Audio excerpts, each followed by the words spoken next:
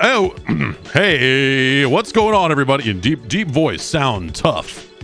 What's up, everybody? What's going on, players? It's the Jeff Gerstmann Show. Live from the top of, I don't know. I don't have any cool rap like that about like the talent on loan. No, none of that. None of that out here. We're just doing this show and making it happen. And I hope that everybody's having a awesome Tuesday. It's Sonic Tuesday, everyone. Well,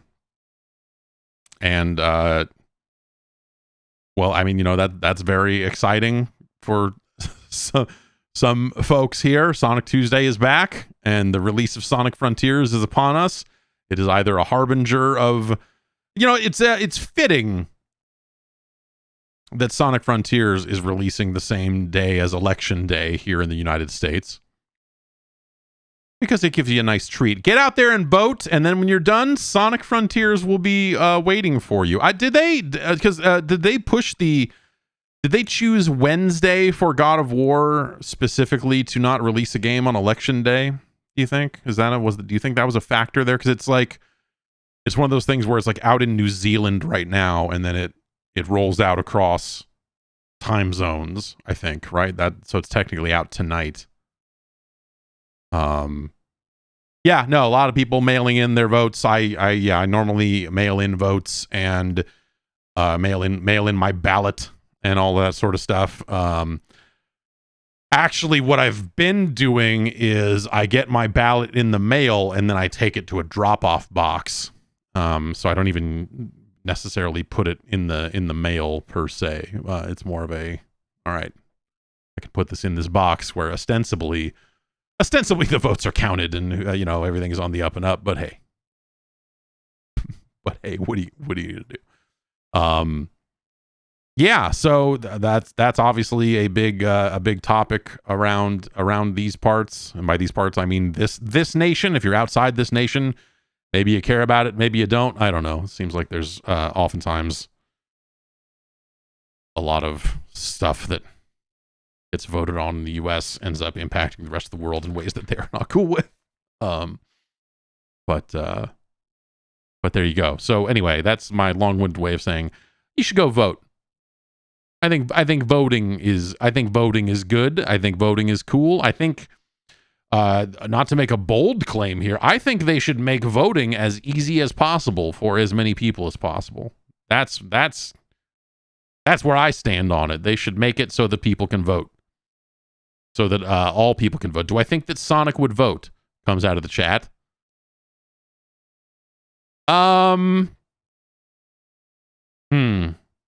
No, I don't think Sonic would vote. I think Sonic would be like, no, I don't, it's all the same, man.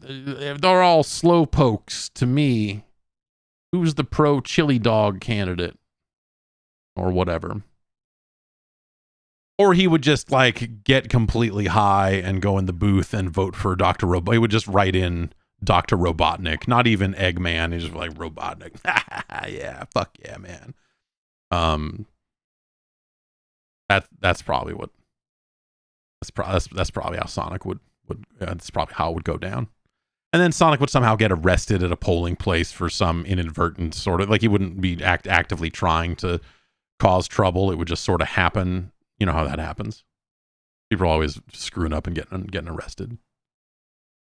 So yeah, get your ballot in if you haven't already.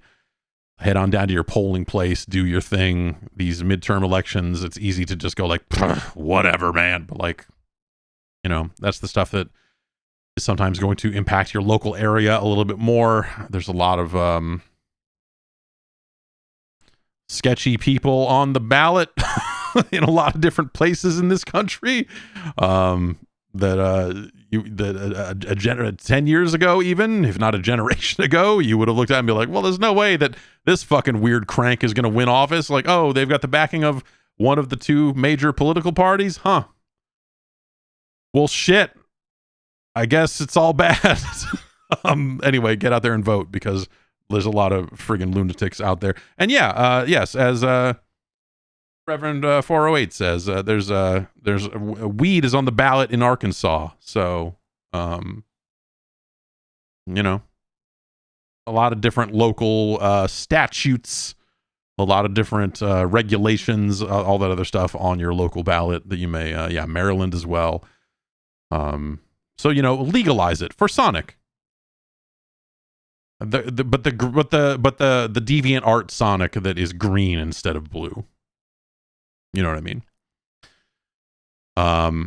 I got a beverage here that I don't know that they even make these anymore. I don't know where this came from. I don't know how long we've had it, but it is Monster Energy Ultra Rosa. And I found this in a cabinet. I think my wife purchased it, and I imagine it's some kind of rosé, or I don't know what this is supposed to be. But I don't think I have ever seen this in stores. I don't know where she would have found it, and I don't know if they still make it. But I'm running low on drinks, so it was in there, and I was like, well, let's get this one cold. So, let's crack this open and see what's up. We'll add it to the list later. We won't bog down the top of the show with the list just yet, but it smells kind of like grapefruit. Smells kind of like grapefruit.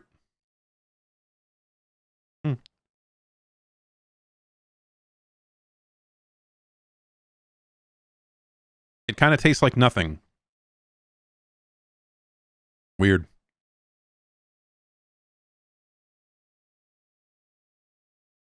Yeah, I mean, it doesn't taste like grapefruit, but it also just tastes like a kind of whatever generic fruity. This is weird. I don't know.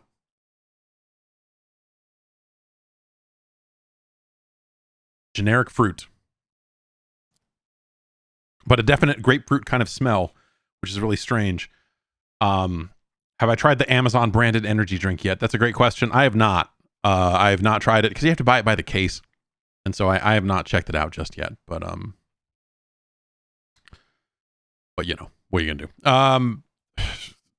It's been it snowed. Well, today it's supposed to rain. It is incredibly sunny out there. But over the weekend, nearby, in a nearby community, there was a snow festival at a park, and my daughter being a big fan of Frozen and having never seen snow, and I don't know when we're going to be able to get away to, you know, whether like a Lake Tahoe situation or, you know, wherever we end up to finally see some snow.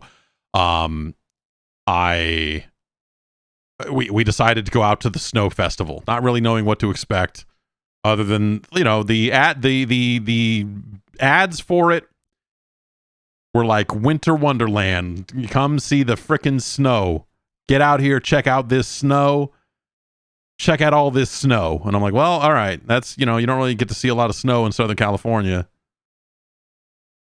At least not. Well, anyway, so we went out there, and parking was a nightmare. And we got finally situated, got out of the car, walked all the way over there, walked into this park. They were not charging entrance fees, which was appropriate, I guess. Well, whatever. You know, I don't want to. I'm not shitting on this thing. This actually ended up being fun, but not for the snow part. We pull up as we get closer. You see that people have taken like a slush, like the type of, you know, like the shit that looks like it came out of the bottom of your freezer. It looks like they somehow got a mountain of that and poured it onto the grass in this park. And, you know, they had fashioned it into some slides, basically. So they were, you know, had people sitting on the saucers, the little sled discs, and they had little kids sliding down those things, which were just, you know, every kid that slid down it packed it all in even tighter until it was just a solid block of ice. And these kids were fucking hauling ass down this thing. It's like, oh man, like even the littlest one that for the littlest kids was like, these kids were barreling down this thing at like a kind of an unsafe rate of speed. And they had 3 that were larger for larger kids. We went to the littlest one. My daughter waited in line, got up there, got on top of the hay bales at the front of it, and then looked at it and went like, maybe later. And then so she bailed out, which was, kind of to be expected. Next to that, they just had a pile of this stuff sitting there. And there were kids and parents dressed up. We did not dress up our kids in like snow pants and all this other stuff. But like there were kids there that were like super dressed up in like their warm weather, their cold weather clothes, like layers and hats and all this sort of stuff. And they're just standing in this big pile of slush, just stomping on it. And it's just this dirty, this filthy pile of sludge that kids are just stomping on, and some of them are picking it up and throwing it at each other, like trying to make snowballs out of it. And it was just crazy just watching this scene unfold of just like and it's like not a big pile of snow. It was like maybe let's call it generously like a 10-foot diameter circle of very, packed down and filthy, dirty, snowy sludge. And it was just hilarious to see it. It was just like looking at it and going like, yeah, no, this is pretty much what I expected this to be. Like in your head, you're like, oh, well, wouldn't it be cool if they like if they somehow generated enough snow to fill this entire park? But like, no, realistically. And it was, it was not, it's been cooler around here lately. So it was not, it wasn't like it was 90 degrees or something. It was like in the 60s or something like that. So stuff was like sticking around for a little while. It wasn't like it was just immediately melting. I did not see them replenish the supply, I guess is the way to describe it. They put out the stuff and there were some kids and volunteers and stuff, around, but I did not see them going like, oh, well, all this stuff just melted, so we need to go get more. It was sticking around well enough. But there were kids running over to the luge, the slide area, and pulling pieces of ice off of that and then flinging it at each other and stuff like that. I was just like, okay. And then as we get there, it's like 2 things happen, over the loudspeaker at the main stage. You've got a guy reading off license plate numbers because the parking situation was so bad that everyone just parked illegally. So they're like, if you're in the white, Odyssey license plate 8 FTZ 804, you gotta move it. You gotta move it. And no one moved their cars because they were reading those same car descriptions out over and over again.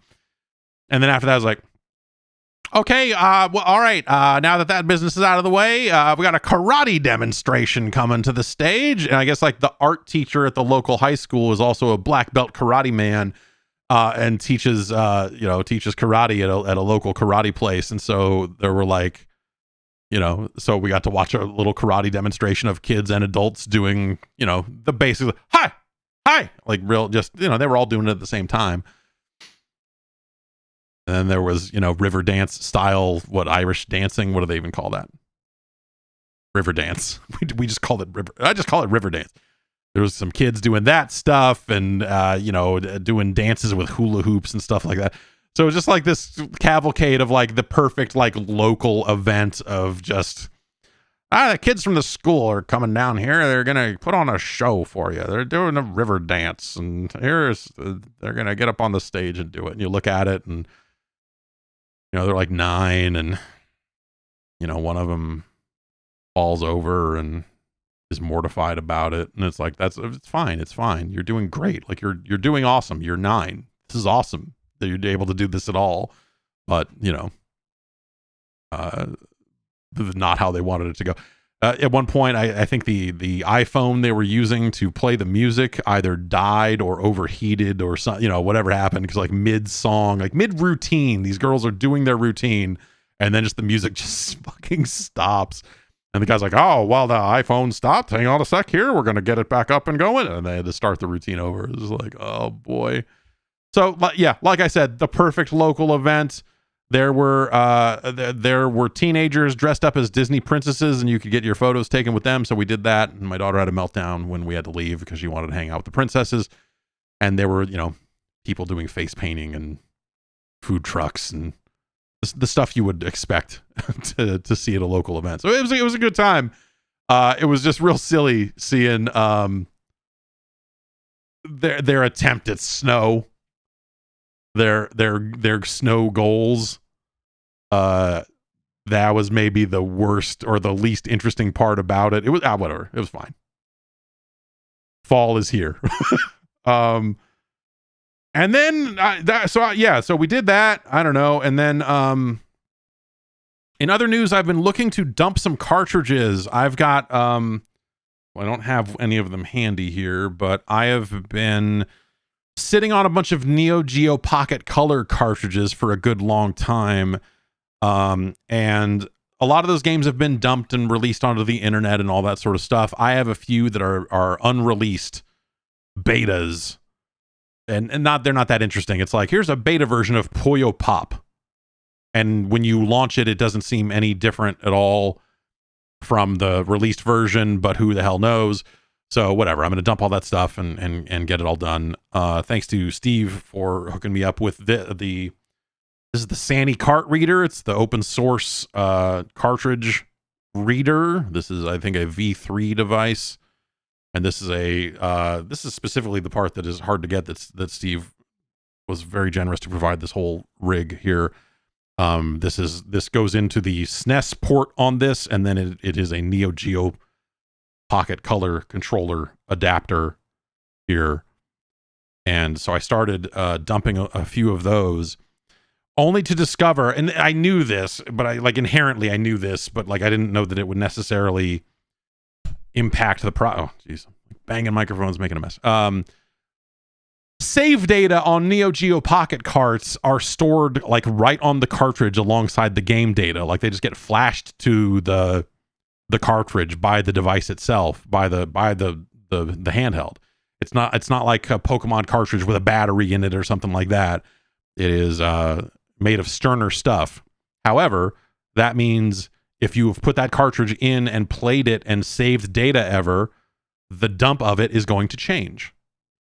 So now there's okay, the only right answer here is to get pristine dumps of cartridges that have never been used. And so I went on and looked around, and I found someone who over the last couple of years has been actually redumping all of these Neo Geo Pocket Color games and searching for these pristine versions of these cartridges, whether they're unopened or whatever. He's just buying loose cartridges and hoping for the best.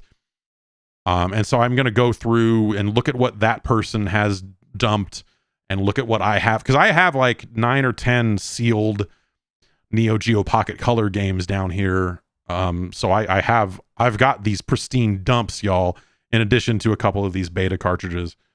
And so that's been a bit of a nighttime project for me here and there. I need to go out in the garage because I know I have more cartridges than this. I just don't know where they are, but I found the bulk of them. So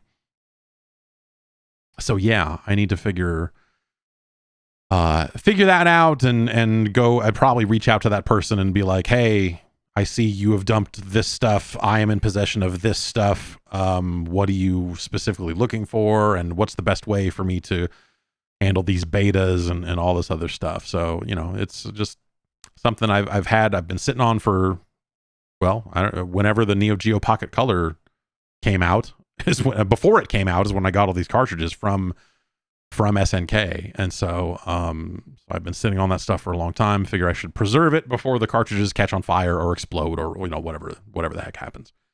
But that Puyo Pop beta does have save data on it, so it is used, that's of course it is. But also it's probably the best available. I doubt anyone out there has this specific version of this game in a totally unused format, right? It's highly unlikely. So yeah, I've been doing that and also redumping a lot of these. I have the fabled box of Super Famicom cartridges over here that is the first thing on my list that I'm just I gotta get rid of this stuff. I just don't need it.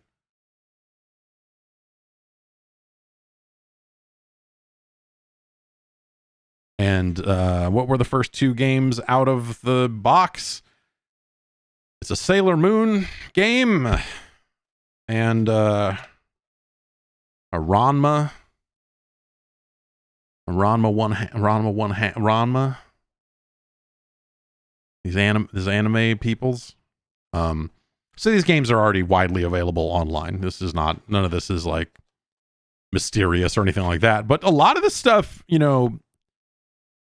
part of the process that they're going through, a lot of these people that are trying to preserve dumps of these cartridges and dumps of CD based games and all this other stuff is like they want multiple versions dumped. They want to verify that, like, yes, this is real, because a lot of this stuff, dumping hardware has progressed. Like, this is a standalone device, this Sany cart reader, where it just has an SD card in it. You plug in USB power, and then there are two buttons on the front of it, and it just dumps games to the SD card. It's super convenient to just bring out into the field and whatever you're doing. And this stuff has come so far since the old days. But the Neo Geo Pocket stuff, I want to say, who remembers Bung? That's a great question. Anyone out there remember Bung? Bung was the company, the Hong Kong based company, I believe, that made a lot of copier devices for consoles, like Lick Sang is another. Yes, yeah. And so they made, what is it, the Flash Linker, I think, was the Neo Geo Pocket version of it. They also made a Game Boy cart dumper, and all that stuff hooked up to the parallel port on a computer. Parallel ports are where you used to plug in printers back before printers were wireless, and most computers, I can't remember the last time I saw a computer that actually had a full-on parallel port on it. So the idea of, like, and I have some of that hardware. I have the Neo Geo Flash Linker somewhere out there, but like super unreliable, like nothing that was verifying. Like the software was just like, yeah, here's your dump. Is it good? Fucking, I don't know. Like now all this stuff is doing checksumming and all this like crazy stuff. Like the if you were dumping carts back in the days, you are blown away by how far this stuff has come. Seriously, it is crazy how much better all this technology has gotten. Even from the Retrode, which was is a popular cart dumper that is not. I don't know that anyone's selling the Retrode anymore. And Analog's devices, the super, what is it? The Super ST? No, what the hell? Super NT. That's what they call that thing, right? Their SNES, their FPGA SNES, like that thing. If you've got custom firmware on it, you can use that to dump SNES carts, which is nice. But yeah, it's just crazy how far this stuff has come, this little tiny standalone device. So I've been messing around with that, and it's so easy that, like, originally I was like, well, I want to dump these Neo Geo Pocket carts and all this stuff, and now suddenly I'm like, actually, I should probably just take a look at the people that are out there cataloging this stuff and see, like, if there are games that have only been dumped once and I happen to have them, just be like, hey, here's a verified, like, hey, I dumped it too. It's this. You're right. You were right. This dump matches that dump. I don't think I have anything, at least retail, that is going to be like something that these people have not found over the years of them dumping, like obsessively dumping cartridges or anything like that. But maybe I can back up a few and be like, yep, I dumped it too. It's the same. We're part of the dump crew. Like Dump Matsumoto out here, strictly dumping. But then I do have, like, those beta carts, and I have a few prototype pre-release versions of SNES games and stuff like that. Nothing exciting. It's like Super Hunt for Red October, or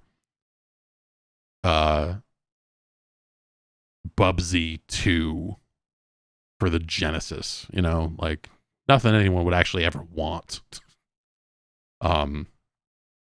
Anyway, so I'm going to try and get that stuff done, and I don't, maybe get that stuff out there. I don't, like, I don't really, I have no I'm not out here going like, well, I've got to hoard the data so that these cartridges, these prototype cartridges, are worth maximum amounts of money. Like, nah, whatever. It's fucking Super Tom and Jerry for the SNES. Like, it doesn't matter. Dump it, get it out there, and whatever. You know what I mean? That's my philosophy. That's my dump philosophy. Is just whatever, put it out there. That there's that Sega erotic thriller, you know, or whatever, the Sega soft game that was I think it was originally known as Amazonian. I'm looking here to get the name of it. Sacred Pools. Multiple copies of Sacred Pools were released over the last week, and this was a game that Sega Soft, so like kind of a division of American Sega off to the side. Like, it was this interactive movie that they were going to make. It seemed like it was in the vein of a lot of the Sega CD games. And they were really trying to get behind it as like, this is adult stuff. This is not for kids. Not that it's like porno, but you know, it's meant to be like a little racier or something along those lines. And I vaguely remember Sega or Sega Soft or some kind, like the E3 that this game would have been at, that they had some kind of like Egyptian, Amazonian, because the game was really known as Amazonian, so not necessarily Egyptian, but like they had some kind of, like, the booth was designed to look like this game that then got killed and never came out and totally forgotten about and all this other stuff. And so that game surfaced, which is really crazy. And I have not tried that out yet. Maybe we'll stream some of that once I do verify that there is in fact no nudity in it, I guess. But whatever. Why don't we take a break, and we'll come back and we'll talk about some video games. It's Sonic Tuesday, everybody. We'll be right back after this. You know what they say. Easy back it up. Easy back it up. Easy back it up. Once again, come rewind. I think that's what they say. But we're talking about backing up them files. And there's Backblaze. Backblaze makes backing up and accessing your data astonishingly easy. What's the deal with Backblaze? Backblaze is some software you install, and it just handles it for you. It backs up your data off-site to their servers, encrypted if you so choose, for just $7 a month. This is unlimited computer backup for Mac and PC. So you give them $7 a month, and I don't care how many hard drives you got in this Mac or this PC, they will back that data up. And you can access it from anywhere in the world. You log into their website, and you can look at your backups all sorted by drive letter, assuming you're on Windows. All that sort of stuff. You can download an iOS app and get some stuff that way. If you just happen to need a couple of quick things. But hey, let's talk about the inevitable. This has happened to me a few times since I started using Backblaze. And here is how the process works for me. A hard drive decides I'm done. Click, click, click, click, click, click, click, brrr, click, click, click, click, click, brrr. And that hard drive is history. One time I had smoke pour out of a hard drive. That one was on me. I plugged it in wrong. That one was on me. Either way, the data was gone. That data got smoked. And so I had to restore it. And so you go to Backblaze, you log into the website, you say, okay, there are check boxes like, here, I need this file, I need this file, and this file. It'll be like, okay, we're going to zip this up, and you can download it. There's a downloader you can grab for, kind of easier restores and things of that nature. You get that zip file, you unzip it to the hard drive that you went and panic purchased. And by the way, separately from Backblaze also has a nice newsletter that they send out. If you want to know which drives are good and which drives are bad, Backblaze will issue like, hey, in our centers that we use to back up all this data, here are the hard drives we've been purchasing, and here's their failure rates and all this other stuff. It's actually nice. It's actually a nice little newsletter to get, to be like, okay, I'm thinking about getting a 24 terabyte drive. Are they reliable? They'll eventually have some data on that sort of stuff, which is kind of awesome. Backblaze, kind of awesome. You just restore that data, throw it on your hard drive, and you're back in business. You know, if you bought one of these, if you lost terabytes of data and you don't want to, babysit these zip files and all this other stuff, you can get them to just send it to you in the mail. They'll send you a hard drive, a whole thing. You'll be like, hey, here's my credit card in case I decide to take this hard drive and run off to the Cayman Islands. But they send you the hard drive, you copy the data over, and then you return it to them and you get a full refund, all that other stuff. It's nice. And hey, there's some additional file retention. It's $7 a month. If you want to throw an extra $2 a month on top of that, you can increase your retention history to 1 year. So if you've got files, that you're maybe been gone for a while, you're like, oh, geez, I need to get that project back. I totally deleted it 8 months ago. It can still be there if you so choose. Backblaze is hyper convenient for just backing up your regular ass PC and Mac. It's got settings in there for when it will back up. If you're like, hey, I don't want you to use my upstream bandwidth while I am trying to stream to the internet, for example, you can work around that. It'll set up scheduling. It'll do all this other stuff.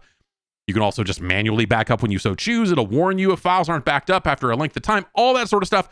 Very convenient, very useful software. It has, as I've said, it has saved me multiple times, multiple critical files that just went up in smoke, sometimes through my own doing, sometimes through the transitive property of hard drive failure. It comes for us all. Make sure that you're prepared with Backblaze. Go to backblaze.com/Jeff. They got a free, fully featured, no credit card required trial. So visit that URL to let them know that you heard it here. Go to backblaze.com/Jeff. They've got, again, a free, fully featured, no credit card required trial. So you can kick around with the software, see, how it works for you, all of that other stuff. Did you know Backblaze has nearly 2 exabytes of data storage under management? And that's counting up. That is almost, hang on, there's a lot of zeros in this. That is almost 2 billion gigabytes. They have restored 55 plus billion files for customers. We're talking about billions and exabytes and all sorts of numbers that sound fake, but are not. You can look it up. I swear. You can look it up. But you don't have to. It's kind of the awesome thing about Backblaze. You install it. You say like, hey, this directory you don't need to back up because this is all trash. Or, it knows like, hey, OS files on Windows, you probably don't need to back those up because if you lose your system drive, you're going to reinstall Windows anyway. So it knows. But if you want to, you can be like, no, back it all up. Back it all up. Or, you can exclude files by file type, all this other stuff. Highly convenient software that you can just install, tinker with for, 20 minutes or something. It didn't take me long. You don't have to tinker with it at all, honestly. And just let it do its thing. And then never think about it until that day comes when there's, smoke pouring out of your PC. When a hard drive decides it's done. Oh. I feel like I'm due. It's been a while since I've had a hard drive just flame out. But it's I feel like it's around the corner. Anyway, backblaze.com/Jeff. Head over there, check out this, again, fully featured, no credit card required trial to kick around the software, see what you think. And, use that URL to let them know that you listen to this show. The power of the program. All that stuff. That's backblaze.com/Jeff. Head over there right now, check out that software, and then rest easy, friends.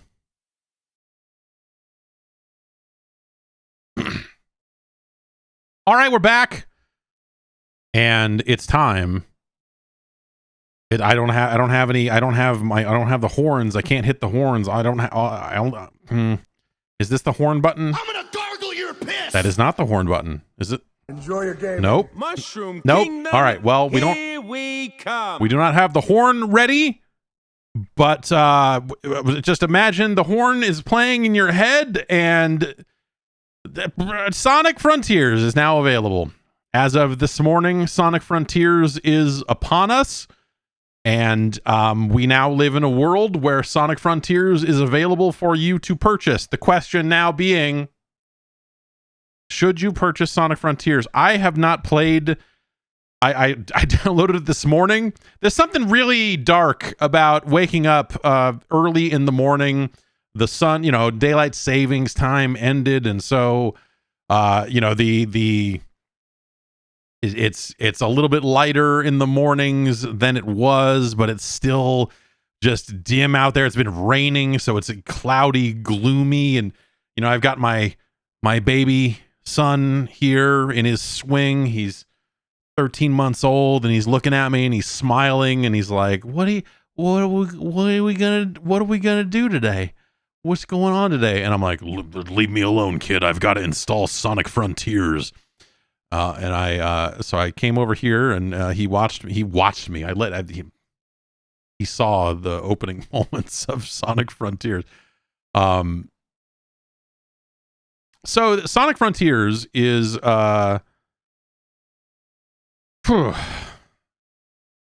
game opens with what I played back in June.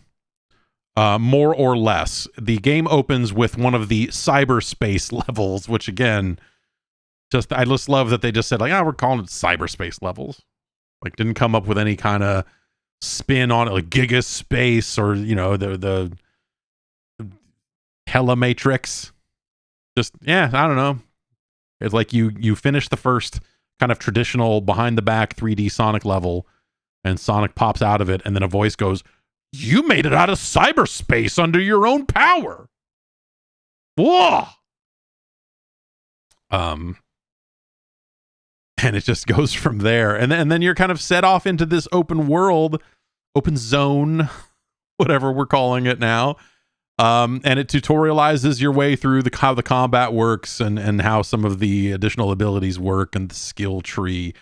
And this is all stuff that I played back in June. So I did not have early access to the game. I know they did send it out. I just, for whatever reason, in the back of my head, when I got an email from Sega talking about some of their PC stuff, and I forget that that's kind of separate departments of Sega. So when you get the like Sega of Europe going like, we've got 2 Point Hospital and all this other stuff, that the Sega is actually different people. And so when they didn't mention this game at all, I was like, oh, they must not be sending it out. But they did send it out. I just didn't track down who the right people were and be like, send me Sonic Frontiers. So I am fresh to the game this morning.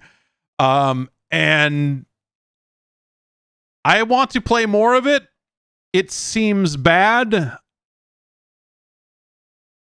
If those statements make sense, you know what I mean?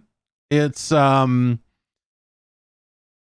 weird. It feels like that they are trying to, because if you think about the way the world, this kind of open area that you are moving around, and then you're solving these dumb little puzzles, like literally, like there are 3 buttons on the ground. What should we do? Should we step on the buttons? Yeah. And then you do it, and then it has a little piano like ding, like and that was the reminder of like, oh right, this is a Sonic game that they are making post Breath of the Wild. Like, it's not to say that game is like desperately trying to be Breath of the Wild. I don't, it doesn't seem like a game that has the depth. It doesn't seem like it has the ambition. Well, maybe not. Ambition's a weird comparison point, right? It does not feel, it is not that type of game. It doesn't feel like that type of open world game and all that other stuff. Yeah, you're not cooking things, or as far as I know. But they are trying to evoke some of the kind of quiet moments of that game and the kind of quiet soundtrack, the little piano bit, the little music, the little you solved a puzzle music riff, and some of those little things feel like it is very much like something that would not have happened had it not been for the release of Breath of the Wild. Which in the context of a Sonic the Hedgehog game is really strange. One of the things if you go back and look at some of the initial reveal trailers for the game, there are weird big enemies in this thing in a way that also kind of evokes Shadow of the Colossus just a tiny bit, right? And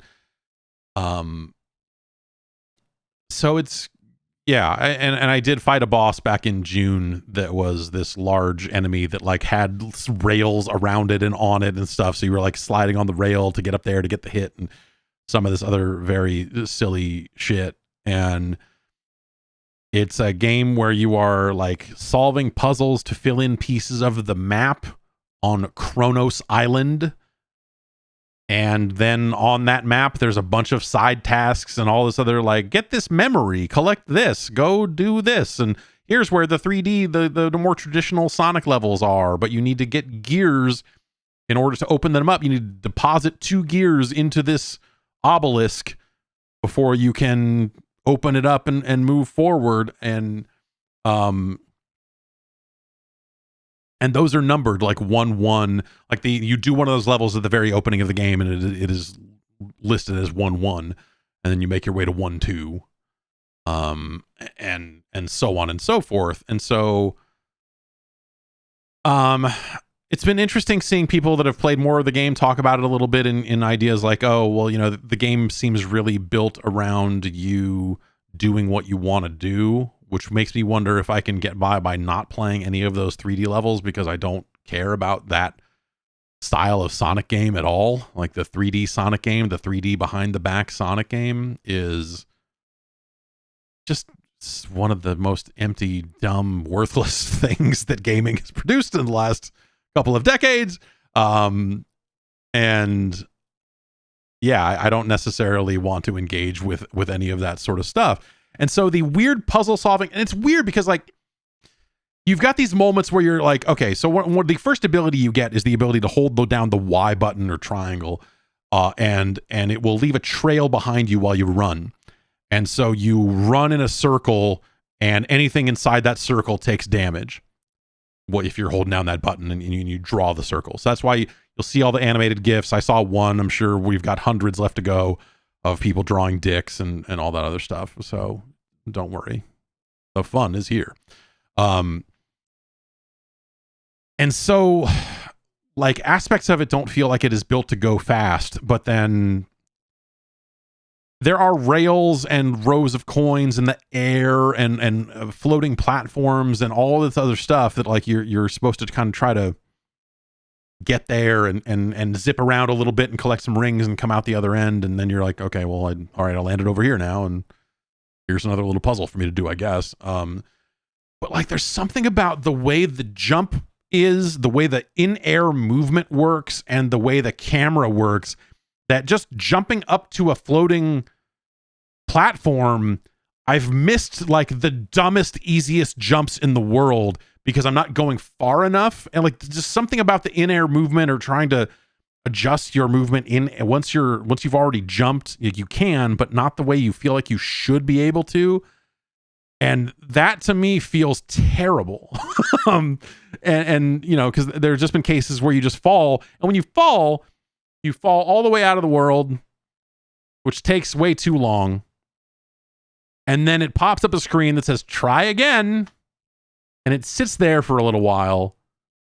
And then it puts you back in the game. And it's just like, man, like the punishment for falling off the world is such that I don't want to explore anything that goes off the land, because like any rails or whatever that are like above land, like who cares, whatever. But anything that like takes you out over the water and back in again, I'm like, nah. I feel like I'm just going to mess that up somehow, or jump off the rail and not make it back on. And And I don't know. It's got really weird settings in it for that govern your movement, like bounce height, and just little weird like things that you wouldn't expect to be able to adjust. Things that when you look at them in the menu, go like, those look like debug options to me. Like, what the fuck are we doing? And you pick from like whether you want like action style or high speed style at the start of the game. And I think those determine the defaults for some of those sliders. But you can go in and just adjust those sliders. It's not immediately clear. I mean, they say what they do. It's just a matter of like, I don't know enough about the world to know what I want to change about the way Sonic moves, other than if there's a slider for like having more in-air movement, I'm going to turn that to the maximum because that seems like the biggest problem I'm having. It doesn't look great. I think the enemy design is so well, this is weird because I'm going to say this and you're going to go, that sounds like a good thing, but it they look like the dark element enemies in Phantasy Star Online, like these little not quite robots, not like, you know, not quite organic. You know, instead of arms, their arms just go into a point, and like they just look fucking dumb. And you fight a few small enemies, and then you get to the first like named enemy or the first named type of enemy, and it just, you know, this little one of these guys pops out of the ground, and he's like twice as tall as the other ones, and then it just says ninja. You're like, oh shit. But then you just like walk up, jump into him, and mash on the X button or square button, if you will. And then he's dead. You're just like punching him over and over again, and then he explodes. The second big enemy I fought was called Tower, and it's a big, like it launches out of the ground, and you're like, what is this giant phallus? This giant spiky, weird alien dick that is rising up out of the ground. And you run around it once to do the initial damage on its shield, and then once you've done that, you can just kind of chip away at it and kill it. And it might be great. It's you know, I don't think it's a very good game, but it is so much more interesting than anything that has had, you know, any Sonic the Hedgehog video game that has been released since since Sonic Adventure 1, because at least that was new at the time. Like, I'm not going to sit here and tell you that game was good, but at least you looked at it and were like, well, this looks a lot different than other Sonic games. So at least this is a dramatic shift in like the style of game and the type of game and all this other stuff. And so that has me intrigued in a way that makes me want to mess with it and keep messing with it. But you should also know that I am a person who thinks that, and this is something, you know, we've talked about this on the program quite a bit, but I'm convinced now when I look back on all of these things, and try to like separate the nostalgia and separate my love of the Sega Genesis and all of this other stuff, is that there aren't any good Sonic the Hedgehog games. None of them are good. They are, in fact, all bad.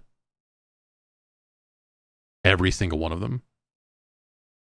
People in chat are like, what about Sonic Unleashed? No, they are all fucking bad. Sonic the Hedgehog 1, even the 2D games, when you and this is the thing I will point to about the 2D games that is like, what the hell is wrong with why did we ever fall for this?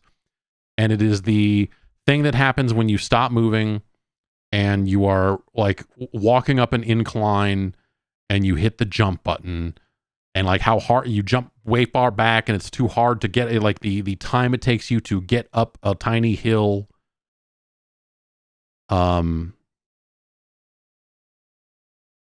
Okay, I will make a single allowance for a Sonic the Hedgehog game. One. Only one. and it is Sega Sonic the Hedgehog, the arcade game that was the trackball game. That game was cool, but also you don't encounter it very often. So it might be bad if we had ready access to it with a trackball. If I had a trackball here, because you can play it in MAME, I will make 2 allowances.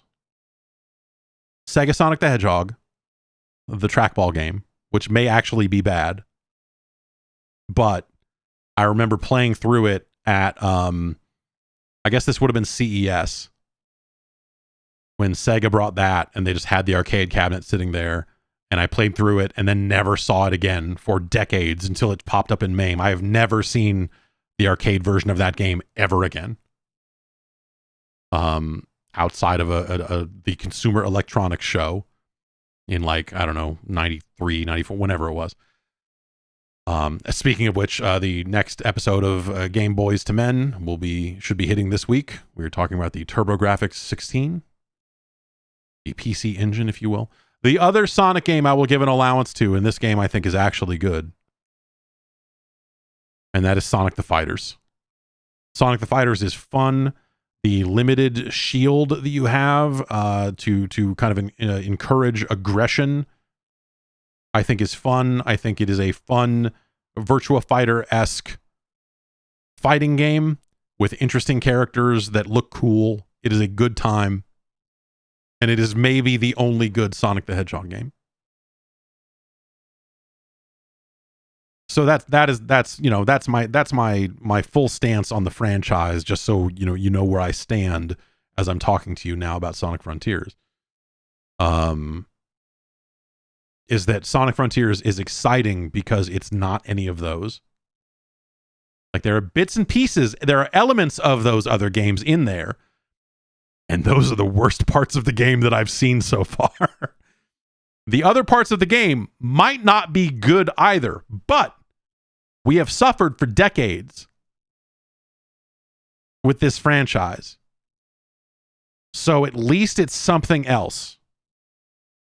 And it's fascinating after all these years to see a Sonic game that is, like, weirdly different in dramatic ways, in ways that seem meaningful, not just, well, this one's side scrolling and this one's behind the back. They're both dog shit, So I guess that's my long-winded way of saying I want to play more Sonic Frontiers. It is a very strange. I'll put it to you like this. This week, we've got God of War and we've got Sonic Frontiers. Left to my own devices with free time, if I am choosing, I will probably end up playing more Sonic Frontiers. Sonic Frontiers may be awful. In the final analysis, it may be the sort of thing that you're just like, this is terrible. But it is different and interesting because of it being different. And that makes me want to see more of it, if you get where I'm coming from. You know what I mean?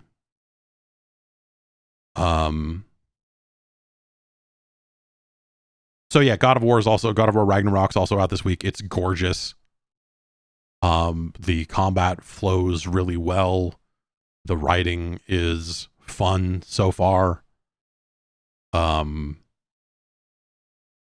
then I got to a point in that game where it's like, okay, we're going to walk you through the tutorial about how all the gear works again and how much hack silver you need. And, oh, you're going to upgrade this shield, and, oh, you're going to equip this, and your strength's going to go up here, and this, and I so don't need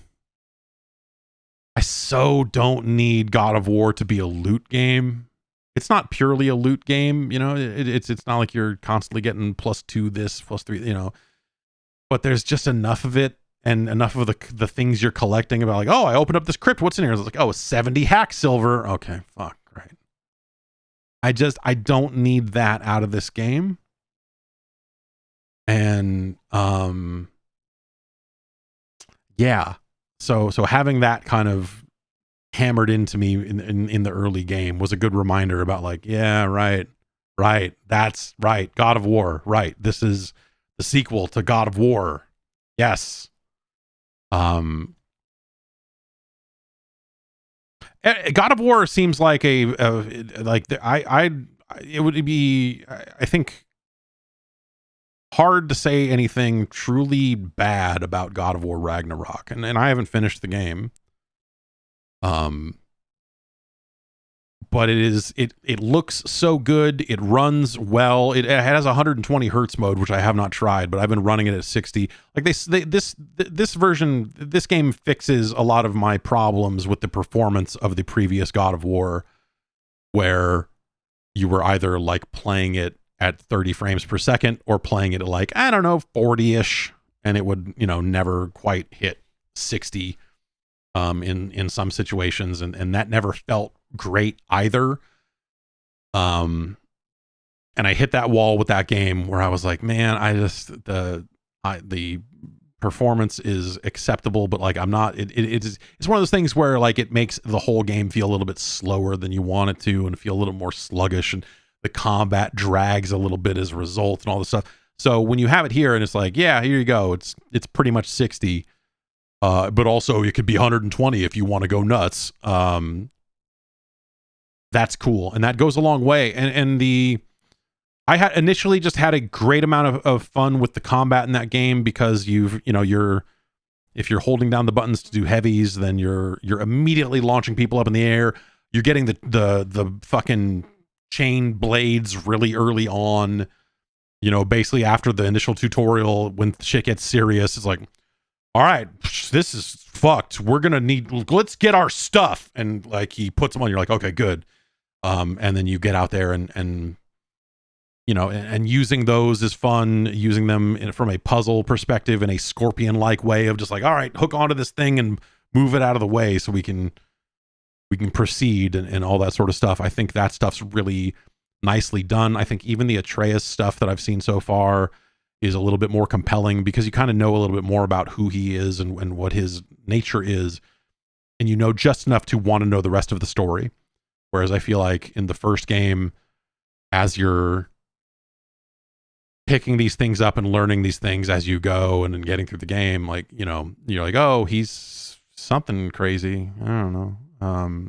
But now it's a little more like, okay, we want to figure out what Atreus's deal really is. And also Ragnarok is coming, and that seems bad. So, there's a little bit more, I don't know.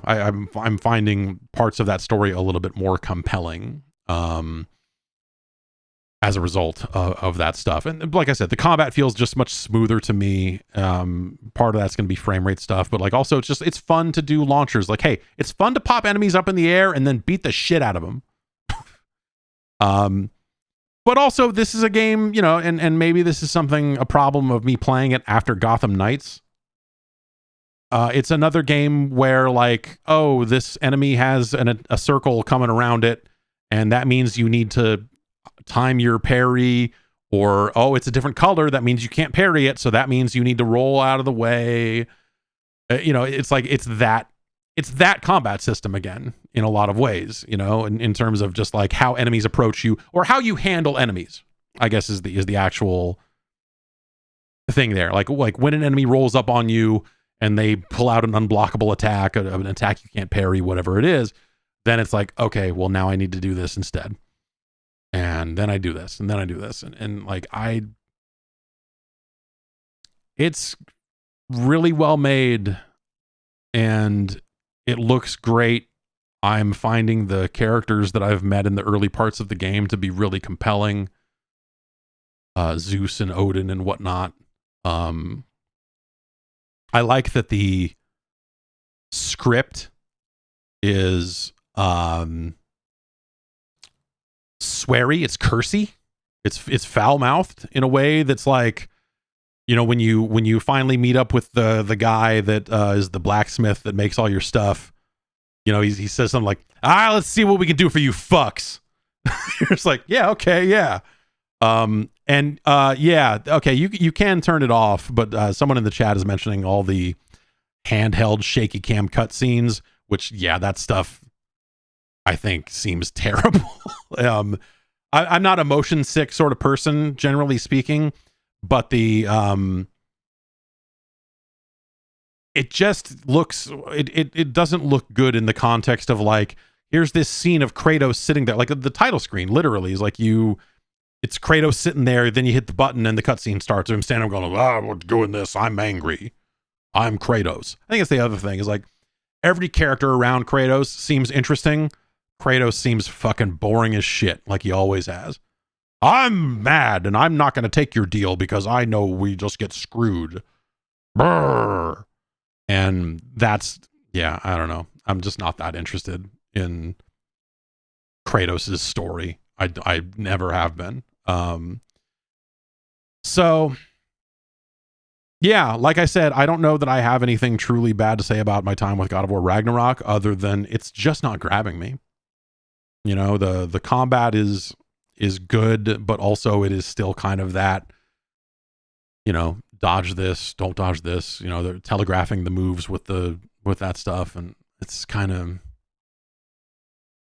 like I said, maybe it's because I played a bunch of Gotham Knights before that, and that game is also very much that, and that sort of soured me on it here. But yeah, it's I'm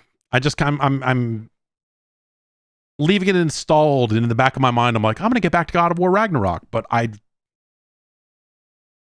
when I think about the other games I could be playing and stuff like that, like it's not grabbing me. It is not pulling me back in, and I've got to see what happens next. Like it's just not, it has not gotten its hooks into me really at all. And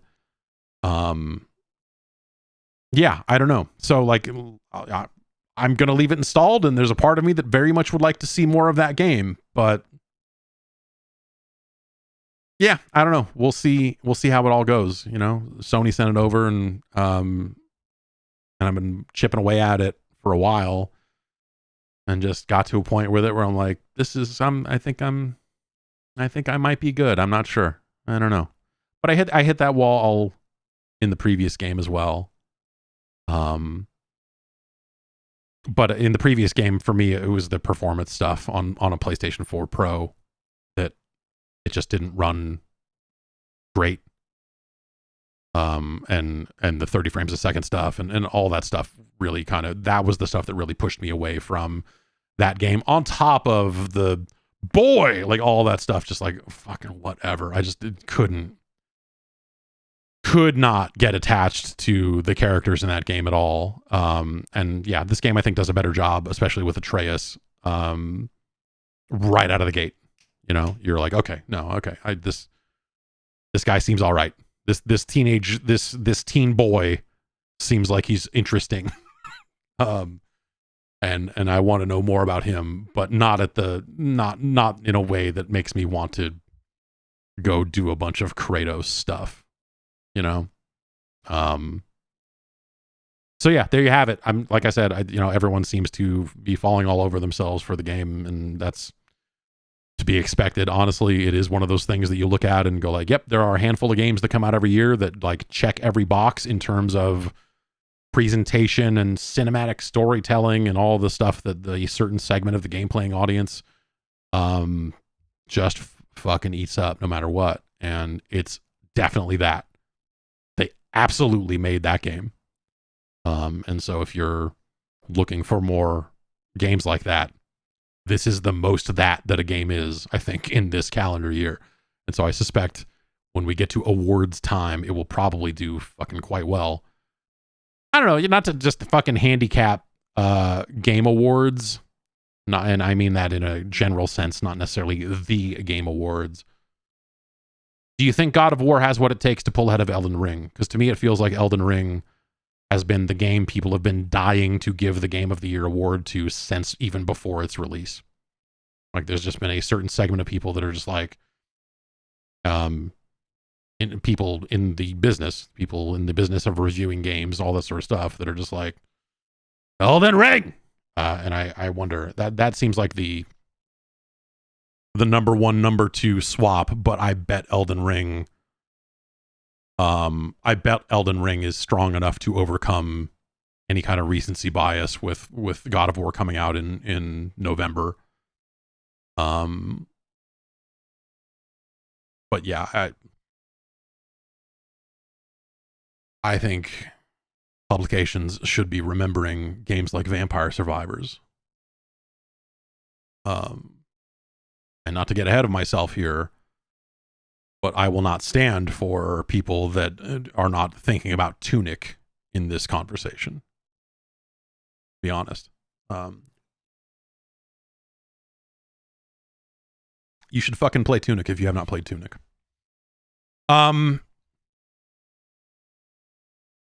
Arcade Paradise got some DLC. I was so excited. I got an email that was like, hey, we're putting out Arcade Paradise DLC. Do you want to check it out? And I was like, it was like, you know, I am notoriously bad at responding to emails, but I happened to be like sitting in front of my computer when that came in, and it was like 90 seconds later, me going, yes, I would, yes, I would, yes. And so I got my hands on the first batch of Arcade Paradise DLC. It's 3 new arcade machines for your arcade. It's not new story stuff. It's not anything like that. It is a new icon appears on the desktop of the PC in your office, and you can buy 3 new arcade machines from that, and put them in your arcade. And I was like, fuck yes, more games. Let's have some more fun arcade games. Let's do it. And man, none of the 3 games they released are good. Well, okay, good enough to be worth paying additional money for, if that makes sense. They're $1.99 each, but you can buy them in a pack for $4. And one of them is another DDR cabinet with like 3 more songs on it. And if you have played Arcade Paradise, if you have watched me stream Arcade Paradise, you know that like that DDR game in the base game is one of the worst cabinets in the entire game. And this new one has all the same problems in terms of the timing not being right and the like all that stuff. So it's like a bizarre thing to be like, oh, here's another one of these, and it's kind of crappy in the same way the other one is. You're like, wait, why would we, what? There's a light gun game that I don't think you can control with the mouse. So if you use the left analog stick to move a cursor around the screen, and it's just target shooting. It's like not quite Hogan's Alley, but it's like, you know, little plates spin around and you need to shoot the right ones. And then it goes on, and it's just that against a timer. Not super engaging. It would have been more entertaining with mouse control. Maybe they'll patch that in at some point. I don't know. The third game is called Empathy, and it's in a mysterious looking cabinet, and you hit the bumper buttons alternatingly to walk forward, and then there will be obstacles flung at you, and if you get hit, you get knocked down the mountain, and you can kind of save yourself and keep going. But like all the graphics are like ASCII art, and you know you're just meant to get as many steps in as you can, and that's how you're scored. And Empathy is the one that is probably like the most all right of the 3, but it's not. All of these games would be fine if they were part of the core progression of the game, because it's not a problem that some of the arcade machines are bad. In fact, that's kind of just how arcades were, is sometimes you would go look at the latest new machine that came in and be like, this is fucking terrible. Not all the games were great. You know, it's like people talk about the golden age of arcades, but like some arcade machines are terrible. It's okay. And so in the context of you unlocking these machines and buying them for your laundromat turned arcade, it makes sense that some of them would not be good. But when you've removed them from that main progression and said like, hey, these games you can only get if you pay us $4, I think for me as the Arcade Paradise fan, I would expect the games that you're paying money explicitly for, I would want those games to be better. And these feel like games that got cut from the main game for a reason. You know what I mean? So they call it Coin Op Pack 1. And I guess the other underlying thing I would say is I love Arcade Paradise. And to me, it is also in that conversation about the best games that came out this year. And so I would be happy to buy whatever DLC they put out as a means to say, I love this video game. Even if the DLC is bad. And so I can only really recommend it from that perspective. If you just love Arcade Paradise and you think the people that made it should get a little bit more money, they've got an option for you. They also put the soundtrack out on vinyl if you are interested in that. But none of the 3 games they put out are actually good. And that's or like replayable or you know, like things you would really want to stick with. So they call it Coin Op Pack 1, implying that they will continue to put more DLC in the game, which still has me excited, even though these 3 games are not good. And so yeah, I am excited at the prospect of future DLC for this game, but this is these 3 games are a miss, you know. So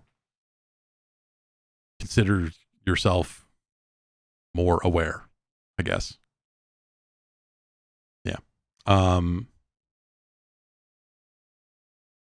What else is going on in the news? Let's find out right now.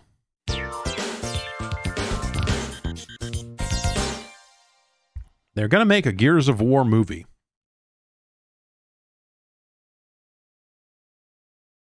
They've been saying this for years.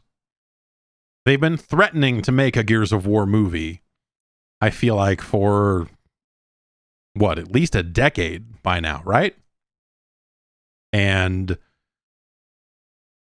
it just seems to never quite happen. It's been around the block for sure. Netflix has gotten into the Gears of War business, and they have plans to... they are going to release a live-action movie, and then after that, the plan is to do an animated series. And then from there, it gets a little hazy, and they're like, yeah, maybe there'll be more. I don't know. They announced this yesterday, which happened to be the 16th anniversary of the launch of Gears of War. A weird anniversary. I had completely forgotten about. I don't know. But yes, it's been 16 years. Think about that. That's fucking crazy. Gears of War is 16 years old. The Roadie Run, the cover shooter, not the Gears was the first cover shooter, but you know what I mean. In terms of popularizing that style of game, we have been under the influence of Gears of War now for 16 years. Yeah, Active Reload. Definitely. Those big, bulky, football play looking motherfuckers have been chainsawing weird underground monsters for 16 years. There are a lot. Everyone wrote their news story about this news, including Video Games Chronicle, which is the one I happen to have up here. But everyone wrote this story, and I think every single version of this story that I saw mentions Dave Bautista. Not a single one. Like on Twitter, like the immediate go-to. Well, what are you fucking gonna do with a Marcus Phoenix? What are you gonna do with it? Like, oh well, fucking Batista. Batista's gonna, of course you have to get Batista. People have been calling for Batista to play Marcus Phoenix, not for 16 years, but for a good long time. And people are right. I am with them that this needs to happen. this has to happen. Batista needs to play Mark, and apparently he did express some interest in playing the role. I guess back in 2021, there was an interview with Collider where he mentioned it. Here's the pull quote that they have. I don't make any pretense about it. I had a chance to get a meeting at Warner Brothers. They were talking to me about this and that, and I said, hey, let's talk about Bane. This happened to me one other time in my career. They wanted to talk to me about Fast and the Furious, and I said, I'm not interested. Let's talk about Marcus Phoenix. So, seems like he's, at various points has angled for him to play this role. And they're honestly, they put him in the game. They finally, on the game end of it, they were like, yeah, all right, let's put a skin in there that lets Marcus Phoenix look like Batista. That'll be good.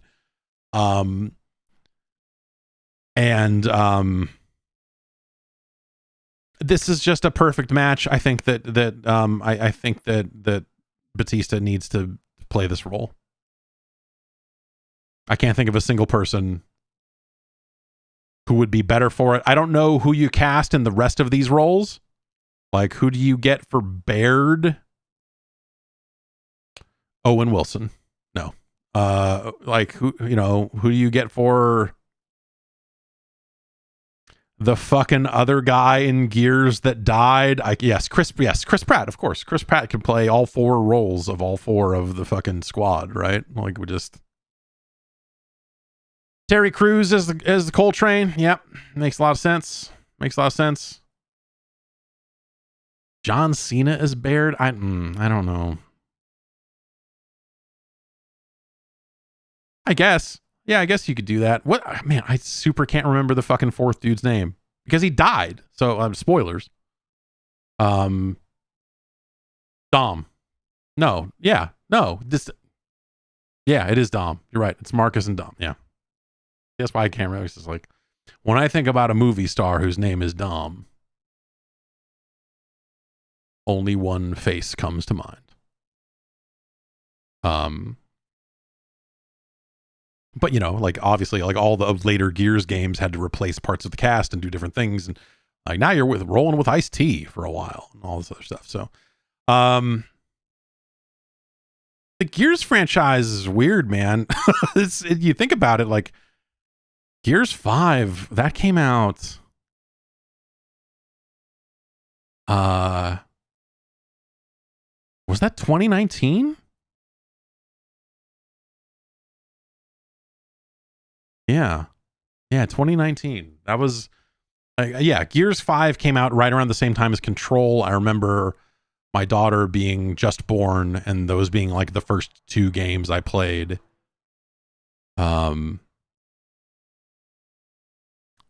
I was either on paternity leave or kind of just back to work or whatever it was. The Gear, I seem to remember finishing that game and at the time being like, yeah, I would love to see what Gears 6 does in terms of the story. But now we're at that weird point where it's been a number of years since then, and I can't remember a damn thing that happened. Oh, it's the girl's in it, and she's got the medallion. That's what it is. And she's like part bad guy or whatever. Part bad guy. Welcome to the Gears lore minute. Well, you see the bad guys. Okay. Here's your Gears lore minute. Look at all that juice. There you go. That's it. What more do you need? And then Marcus Phoenix's son is a prick. But he gets his, so whatever. And then the Gears Pop came out. The Funko Pop game came out and then went away. And that was that. Gosh, it's weird to think that like that game came out in 2019 and here we are 2022 and damn near 2023. Like we probably, especially if they're going to start working on a movie and whatever else, like the next Gears probably has to be happening pretty soon, right? Like, it kind of seems like something that should have maybe happened this year in a way that, if Microsoft just feels so backlogged and so backed up on so many different things, they couldn't, because they wouldn't re-release, they wouldn't do a Gears 1 remake to go along with the movie. I would hope they wouldn't do that, because they did re-release. They did do that. What was it? What did they even call that? The Gears of War 1 remake. Gears of War Ultimate Edition. I guess that's just like remastered or whatever, but that came out in 2015.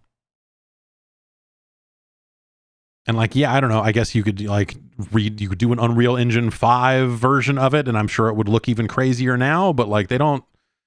Yeah, that feels too recent, Unlike The Last of Us. It feels like that remake already happened and they should not remake it again. But so maybe they just put out Gears 6 alongside this, whatever this film project is, or try to have it all in the same window to try to get people excited about the Gears franchise. I wonder if they will do a Gears Tactics 2, if there will ever be a sequel to that game. That was a good one of those games. Gears Tactics. That was cool. XCOM with chainsaws and all that sort of stuff. That's neat. I guess I would be up for Gears 6. I don't know. Like, yeah, of course I would. But like, it's just like, I felt this way about Gears 5 before it came out. There was definitely like what the fuck would they even do with fucking Gears 5? Like, they've already done it so many times. There's a quote going around that from Cliff Bleszinski, one of the creators of the Gears of War franchise, where he says like, yeah, I think, like, 'cause Epic sold the franchise to Microsoft at one point. Like, Microsoft was the publisher all along, but they eventually just sold the whole IP to them. And the quote is I'm paraphrasing, but it's basically like, yeah, once I left and once Rod left and there's a third name, they probably just didn't even know what to do with it anymore, which, yeah, maybe, I don't know. But also they did that fucking, what was they did that prequel thing that People Can Fly developed. Remember that thing? That Gears game? I can't even remember what it was called now, but Judgment. Yeah, Gears Judgment. Gears of War Judgment. It's bad. That's a bad game. That was the game that was rumored to originally have been a Kinect game. That originally it was like, oh, they're going to do a Gears game for Kinect or whatever, and then it turned into that because people realized that, no, don't make a Kinect game.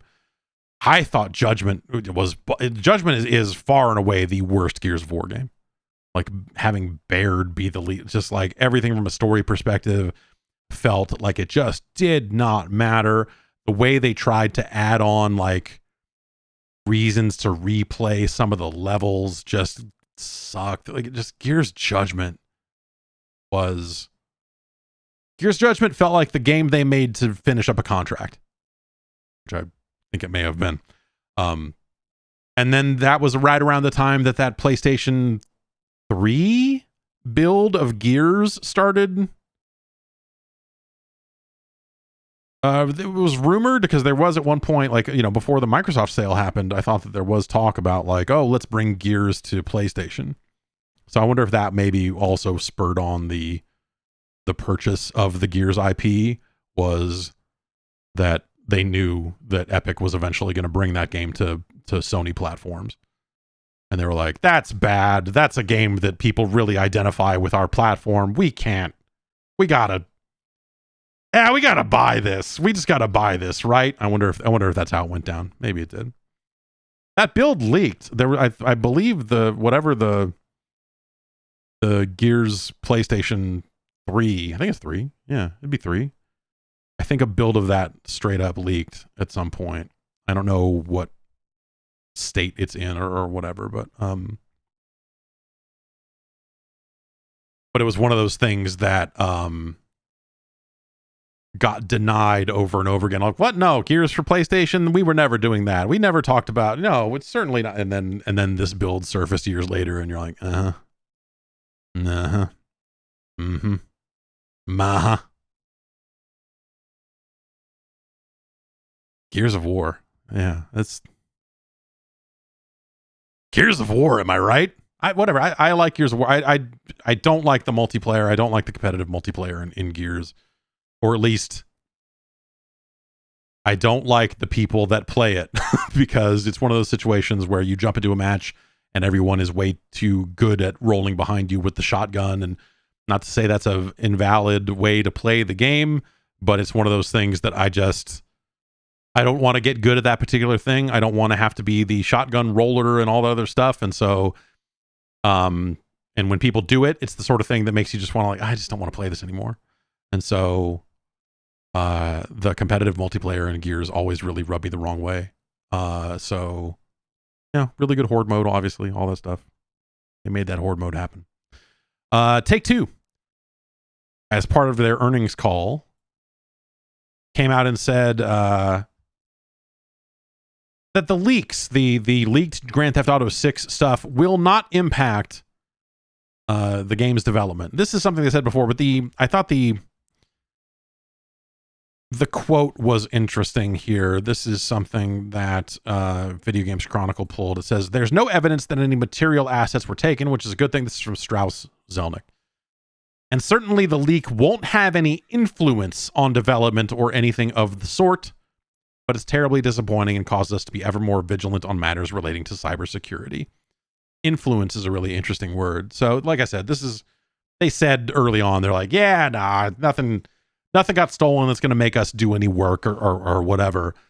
And I just think it's something about the concept of like, oh, well, if people didn't like what leaked, are Rockstar going to make changes? Are they going to like let the response to that influence the game? And this seems to be them saying absolutely not, which it's really funny when you think about Rockstar and how dedicated to their vision or whatever they have been in most of their games.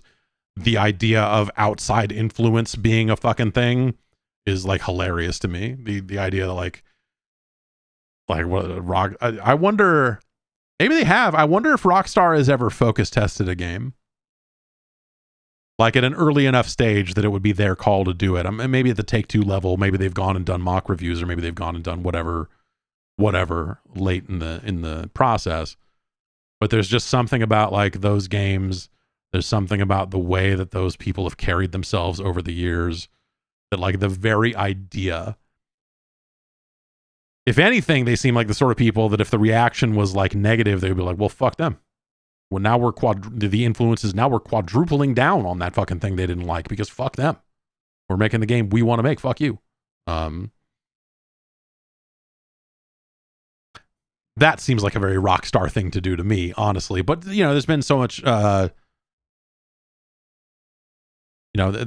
been a lot of change at the top of that company over the last handful of years here with, from Leslie Benzies to Dan Houser and, all that sort of stuff, going all the way back to Geronimo and some of those people that have gotten out of the company. Yeah, I don't know. I feel like there are things. There was a story recently about like, oh, they're trying to not kill people while they work on their games. Like, yeah, that's a good start. Because they definitely had some of that happen over the years. And trying to not crunch and trying to not do that stuff and trying to make games in a more reasonable pace and all that seems like a really great thing. But also even that just seems like so different from the Rockstar that I think of. When I think about Rockstar, I don't know, those people always seemed like real jerks, but also real jerks that were putting out crazy video games every 5 years or whatever it was. And so, at the time, that was more acceptable than it is now. And it was one of those things that just people didn't really talk about. And it just, the crunch, the conversation just didn't really like people didn't really think of it in that nuanced way that they do now. It's much better now that people do at least consider that sort of stuff. It's nice to hear that, you know, the people working on GTA 6 are maybe not working themselves to death while they do it. And all that sort of stuff. But yeah, I don't know. As you may know, I am a frequent TikTok user. I like to watch.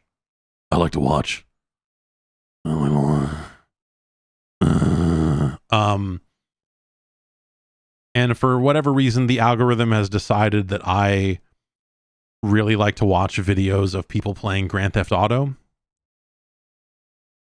And there are some weird stunt videos and silly stuff that I have watched. So it's not a total mystery as to how the algorithm has done that. But like the way people play GTA now with all this role playing stuff and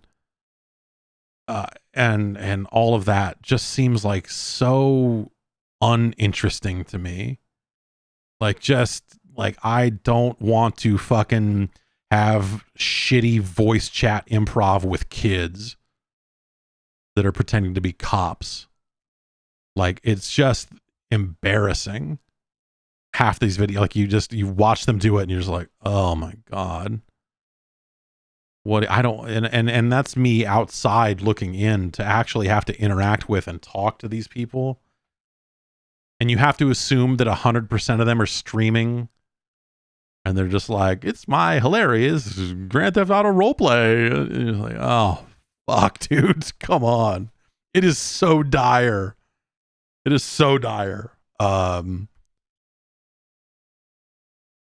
And you just kind of look at that stuff and you think about, what does that mean for the next Grand Theft Auto, right? Because obviously Red Dead didn't get it done. Red Dead Online did not do GTA Online numbers. GTA Online is still doing GTA Online numbers. So in terms of like influence on the shipping game, like, yeah, the leak might not have it, but do you think that they are watching that stuff and thinking, we probably need to figure out some ways in the, whatever the follow-up to GTA Online is, we probably need to find some ways to better facilitate this type of play, this type of long-term role-playing, this type of long-term server-based architecture where the same groups of people want to get together. Like, do you think they look at 5M and they're like, well, we've got to support some percentage of these features to, you know, make sure that we're, you know, because this is something that these players are going to want to do. Like, do you think that they go out of their way to cater to that audience? Or do you think they look at it the same way I do and be like, we need to find ways to make it harder for these people to do it, because boy, oh boy. I wonder. Like that to me, like the stuff, what they do to the online mode and how they expand that tool set in ways that will make that game live on for a decade, or, you know, the things they're trying to do to try to make this thing live forever and you know, make the money keep coming in and all that other stuff. Like, what do you...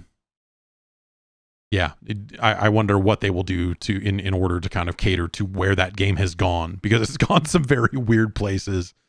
And more power to the people that are doing that sort of stuff. I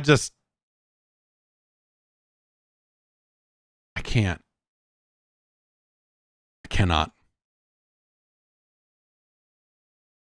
More reporting coming out of the wrestling world. It's always interesting when we get video game news out of wrestling sites. But, you know, not entirely out of the question that this happens.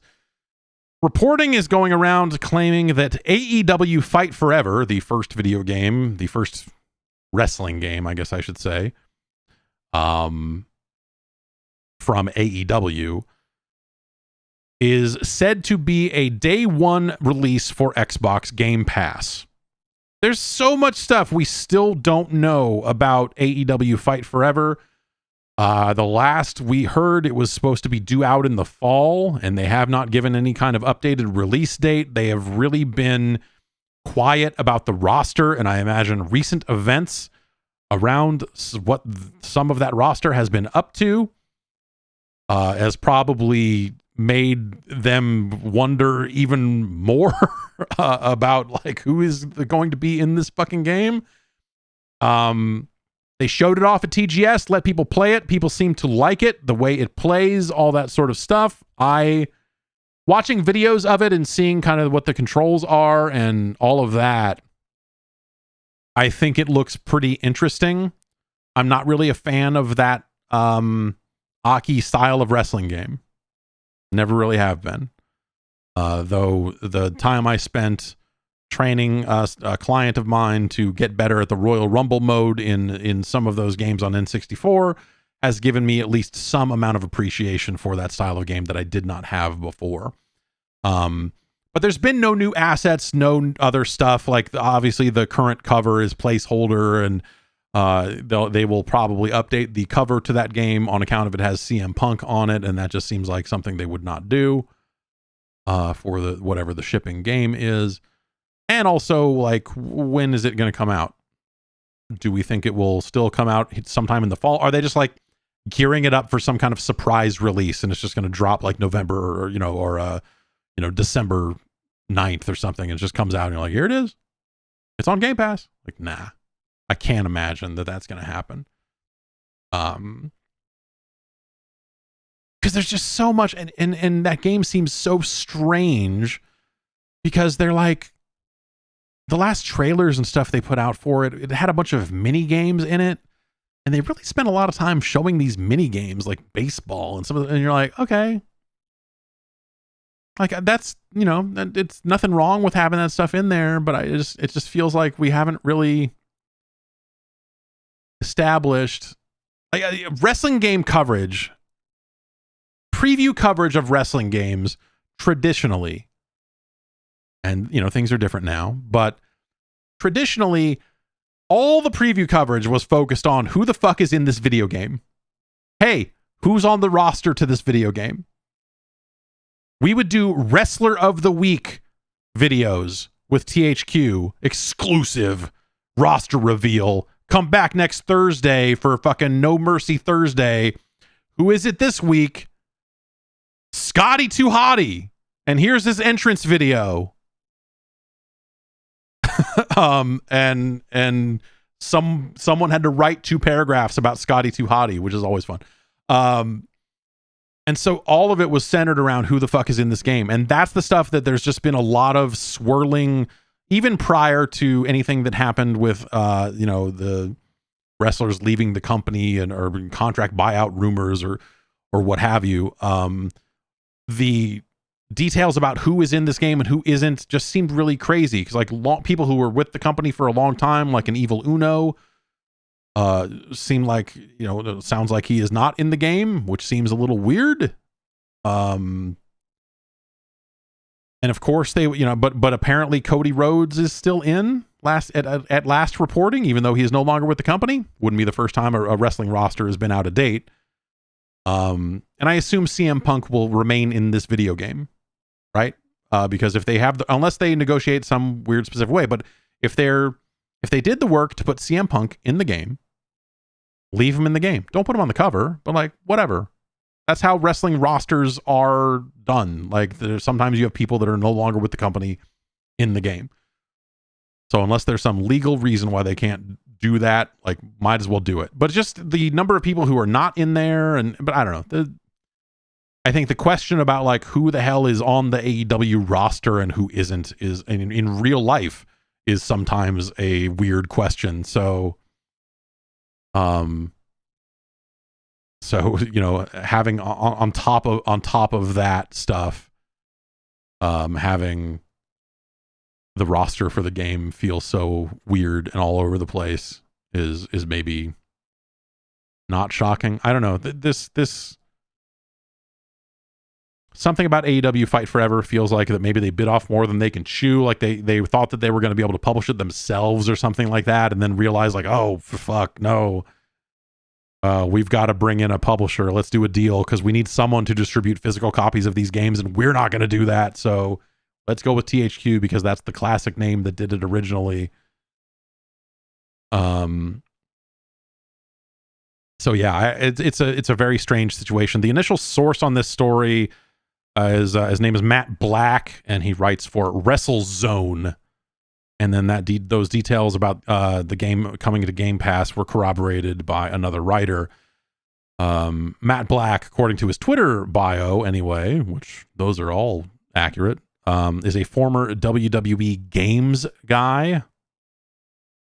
I don't know if that means WWE side or 2K side. I assume that means WWE side, but I don't know. And that seems like something that a person that had those connections would probably know. But we will see. It would not surprise me to see AEW Fight Forever be a Game Pass release. That seems like something that would be a good fit for that, and that makes sense to me. This news is almost a week old at this point, but it did not happen at the time of the last recording. PlayStation VR2 got its price and release date. And boy, oh boy. PlayStation VR2 is going to launch on February 22nd, 2023. And it will be $550. There's also a bundle version of the game that comes with a download code for Horizon Call of the Mountain. That will be $600. That's a lot of money. That's more than a PlayStation 5. It's easy to look at it and go like, well, if you look at what other VR headsets cost and this and that, and you know, like it's in the ballpark with that pricing. And so I guess that makes some sense, but that seems like way too much money to me. When you look at the games coming to the platform that they've announced so far, they also took the opportunity alongside this announcement to announce 11 new games coming to PlayStation VR. 9 of those games are coming to other VR platforms.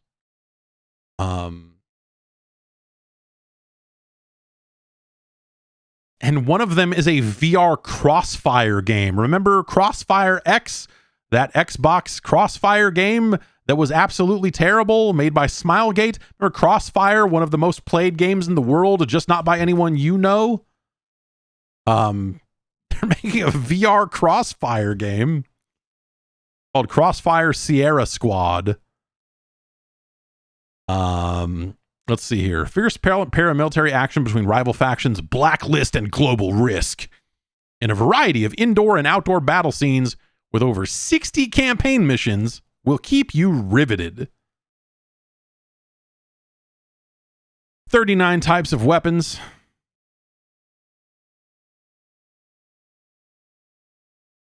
And the enemies you'll face aren't just unintelligent NPCs. They have acute AI, so clearing them out won't be easy.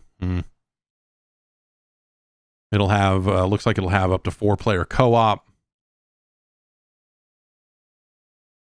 What else? There on this list of 11. The Dark Pictures Switchback VR. The Light Brigade. Cities VR Enhanced Edition. Cosmonius High, which is the new game from Alchemy Labs. They're the studio that did Job Simulator and Vacation Simulator. Hello Neighbor Search and Rescue. Jurassic World Aftermath Collection.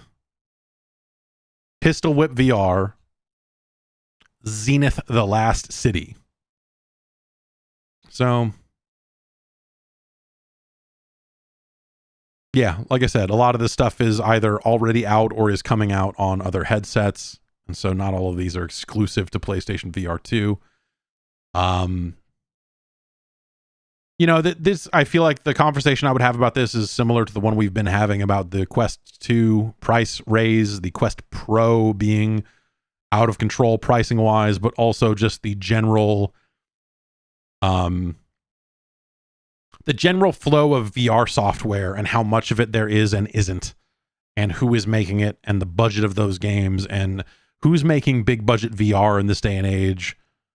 Sony is making Horizon, and they'll make some other stuff, and they're incentivized to do so. The Oculus approach, the Meta approach, whatever we're calling it this month, they recently went out and acquired some studios like Twisted Pixel, the Explosion Man people, Herman's Head, not Herman's Head, Winston's Heart. They've done some VR games, and they've been acquired, along with a handful of other studios. So that seems to be the approach on the Facebook side of things, is to just buy some more studios. And this, I don't know, it really feels like the money drained out of VR development a handful of years ago and never really came back.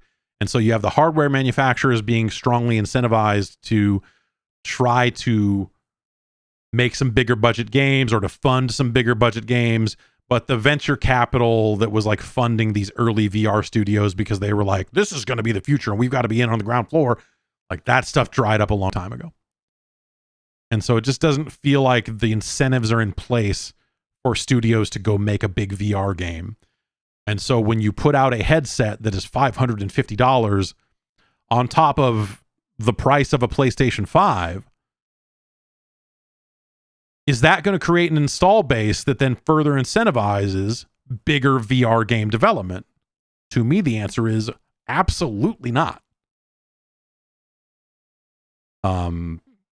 Because even the headsets that are out there now, the Valve Index and some of this other stuff, like, like even that stuff, it just doesn't, even top-notch VR on a PC doesn't feel like it's big enough to justify a lot of bigger studios to care. So even those little things that we were getting for a while there that Sony was probably just paying for, like, oh, hey, with Battlefront 2, we're putting out a weird dog fight thing in VR, or the Call of Duty one year. Didn't Infinite Warfare have a VR mode that they just kind of threw in there that was just like, yeah, you can fly the spaceship around in VR if you want. So even those crummy little modes, and whatever, to be fair, like that process also spawned the VR stuff in Resident Evil, which is very highly regarded. So, it's not all weird bolt-on dumb modes, but it just, and none of this seems like it's moving in the right direction. And putting out a VR headset for $550 just doesn't seem like a thing that like gets it much closer to being on the right track. You know what I mean? Like, what is the incentive for developers that aren't currently making VR games, for example, like bigger studios? Anyone in the Embracer group, or I don't know, EA. EA did that Medal of Honor game that Oculus funded. They published that game, so presumably they put some money into EA's pockets for that Respawn made. And there was the documentary thing that won an Emmy or something insane. And that game sounds like it was very good. I messed with it very, very, very briefly and was like, okay, yeah. Half-Life Alyx was like the last big shot at a mainstream VR game, right? And what's the only thing, like the only thing people have been talking about since then is probably Bone Lab. But Bone Lab is a very deliberately uncompromising experience, and they kind of wear that on their sleeve as like, we're the cool kids, this is real VR, fuck all that seated VR, fuck all that comfort turning, you guys are punks, this is the real shit. And Sony's not going to allow that. Sony's not going to go like, oh yeah, make your game that people are going to get, yeah, the game that's going to probably make a lot of people sick, go ahead and put it out on our thing. Like Sony, I would assume, would have a guiding hand saying like, you've got to meet all these requirements if you want to ship on our platform. And I imagine that would be one of the things that the Bone Lab developers will be like, well, fuck you. Which is perhaps in some ways noble of them to make something so deliberately uncompromising. Or maybe they'll be like, oh, wait, we want to actually make money on our products. So maybe we'll find a way to make this ship on other headsets or other like this most recent one doesn't work with the Vive controllers because they felt the Vive controllers were not up to snuff. And it's like, I imagine there are quite a lot of Vive controllers still out there, right? I don't know, whatever. It's I think anyway, like VR is still this weird small thing, and it is at times very experimental, and I think that's kind of cool. But when Sony says, hey, we're making another VR headset for the PlayStation, one of the most recognizable mainstream consumer brands on the planet, you start to think about it in terms of just like, well, is this going to be the mainstream VR? And I super don't think so. Like, I don't think this moves the needle in major ways. If anything, this is going to be great for developers that like have VR games out there that they can port, because they're like, shit, man, we would love to make more money. We would love to be able to port this game to another headset and be able to make some more money on this stuff, because there's just not enough headsets out there.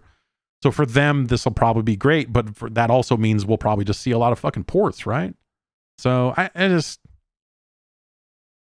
think the thing that I'm waiting on is if Half-Life Alyx actually comes to PlayStation 5 as a result of this, that would be interesting. Everyone seems to think that that's a done deal. Like, oh, well, of course it would happen. And like, maybe. I don't know. I don't think that's, I don't know if that's based on real info or if everyone has just like worked themselves into a shoot on this stuff and been like, oh, well, definitely Half-Life Alyx will come out. But I just, you could make the argument that like it's in Valve's best interest to make as many people excited about VR as possible, right? Even if it's on a platform that they don't own and on a headset that they don't own. But I don't know if they care enough to do it. I don't know. Like, I think, we'll sooner see Valve put out its standalone headset, the Deckard or whatever the thing is called, and maybe that will run some version of Half-Life Alyx, all native inside the headset and all that sort of stuff. And then that seems like the work they would be doing, and the PlayStation 5 stuff would be like, we'll see. I don't know. But at this price, I just look at it and go like, why do it? Like, what's the goal here? PlayStation VR 1 sold better than their expectations out of the gate. And they were, as I understand it, very happy with how that went. And I'll be curious to see if this goes as well for them. But also, what sort of software can we expect to see, and how much of it is already exists on other VR headsets? Like, what's going to be the thing that draws people to this? There's comfort. It sounds like it's a very nice headset. Like, the specs look great. There's that aspect of it. It's not wireless. But it is one cable, which is, convenient up to a point, right? And I'll be curious actually to see if PlayStation VR2 can be plugged into a PC and used with Steam VR. That would be cool. People hacked together ways to try to use the original PlayStation VR on a PC.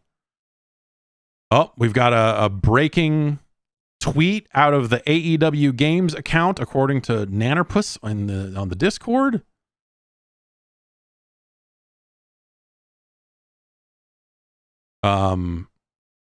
Okay, let's see here. 2 minutes ago, the internet is buzzing about AEW Fight Forever, but at AEW Games is the official source for all news and info related to AEW Fight Forever. Hang tight for a new exclusive update next Saturday, November 19th, during AEW Full Gear, which is their upcoming pay-per-view, which I am excited to watch. This also seems like a good time to share that we don't anticipate AEW Fight Forever being part of any monthly gaming subscription services. AEW Fight Forever will be available in-store at your favorite retailers or online. Reserve your copy today at aew.thqnordic.com. So, sounds like they are squashing the Game Pass discussion, which of course they would do that, because doing so, like, they've got to get the pre-order numbers up, right? So of course they're gonna.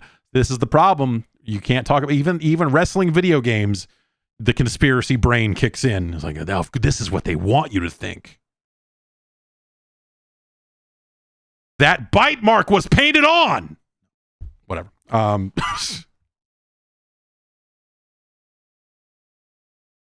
The Wayward Sons. Hear me out. I don't. Okay. Anyway, PlayStation VR, it'll come out. I'm sure it will do fine out of the gate because I think there's enough people interested. They're going to sell this. It sounds like they're selling this through their direct sales stuff. On PlayStation Direct, which you can now register to potentially be allowed to pre-order it, which is an insane sentence to say, but that is where they're at with that stuff. And then I don't know if it's going to retail later or if it's also going to go to retail at launch, but maybe the only pre-orders are happening direct. I'm going to log into my PlayStation account here and see what it says and see what it's doing here.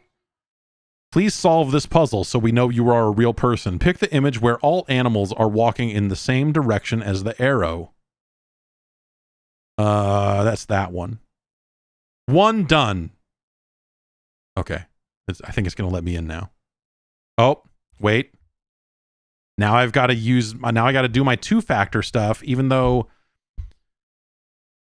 I have checked trust this browser on so many different websites that will refuse to trust this browser. Let's see. Where's the one for... Okay. It's a 9. And verify.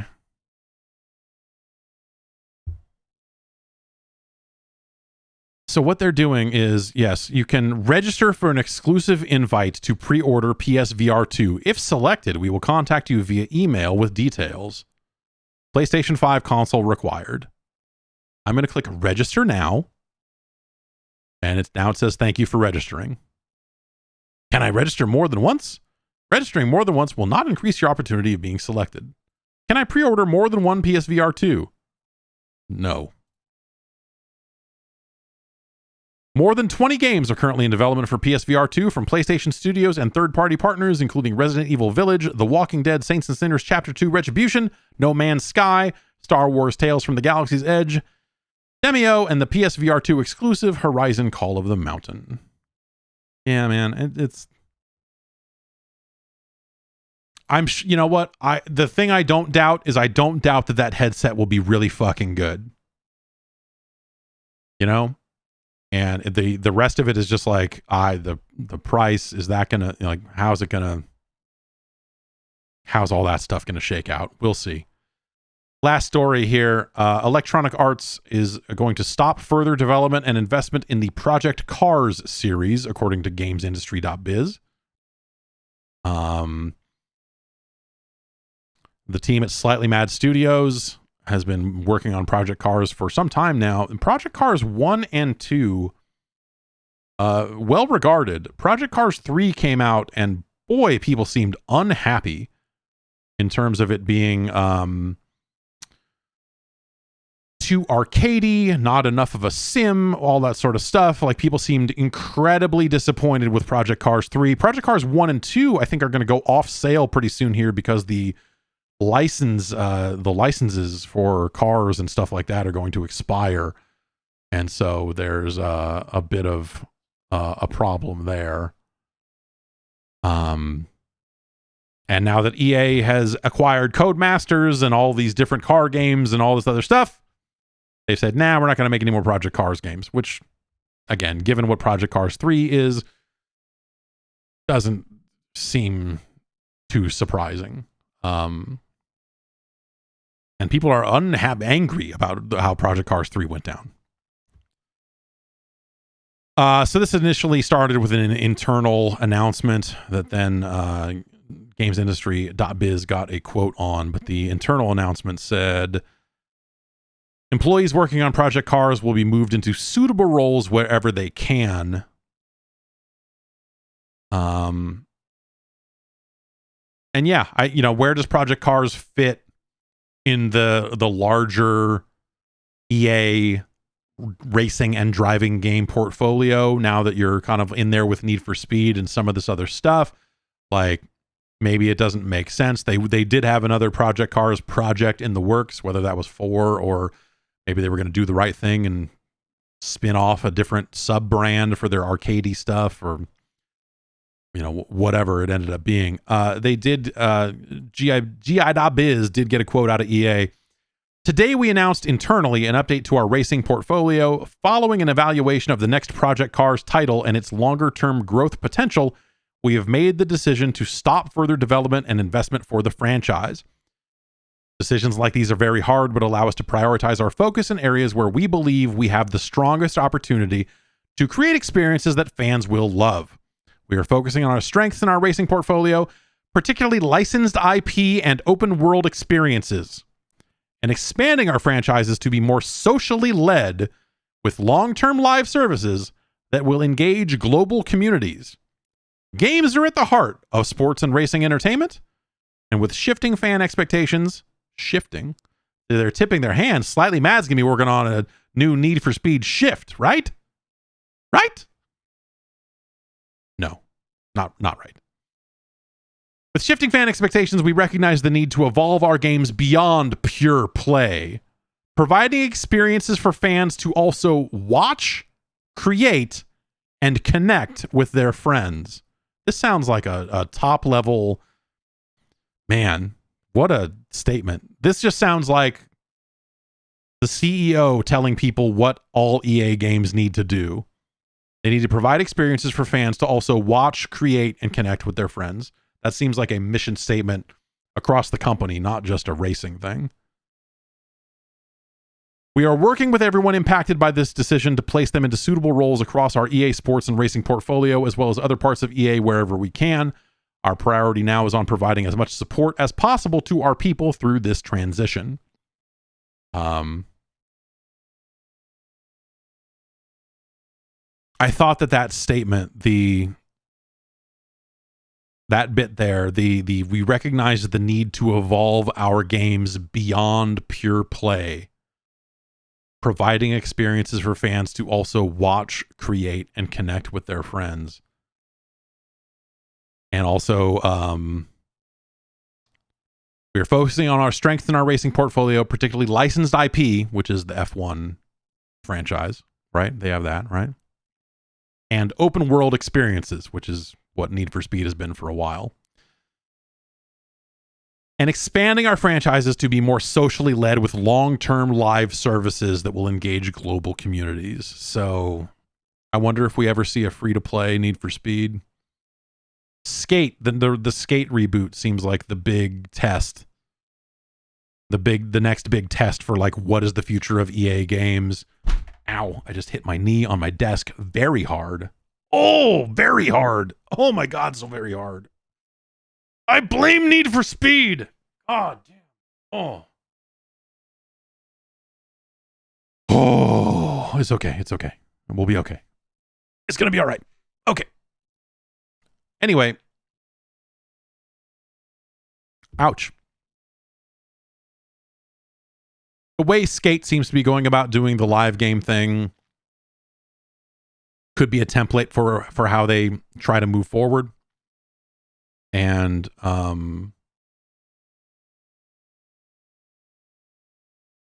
yeah, Yeah, I don't know. Like the idea of like, because a driving game, there's no reason a driving game couldn't be a long-term live services game, right? If done correctly, you could put new cars into a game forever. You could put new tracks into a game forever. Right? So, but also the bit about like making the games more socially led in ways that, stream better on Twitch seems like something, when they talk about for fans to watch, create, and connect with their friends. Create, does that end up being like you're editing the art on the cars in a Forza-like way? They've done some of that in the past. They want this new Need for Speed to be very like graffiti expressive, but I don't know if that's going to be you making your own stuff or if it's just like, yeah, we put a bunch of street art in our game this year and connect with their friends. Yeah, Need for Speed has had multiplayer for a good long time, but it sure doesn't catch on.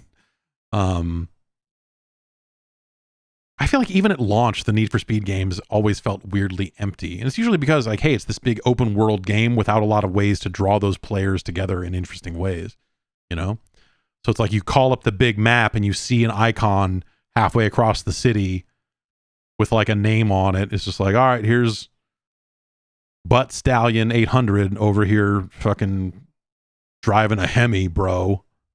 But I'm over here trying to do these events, and so I don't care what the fuck that person is doing.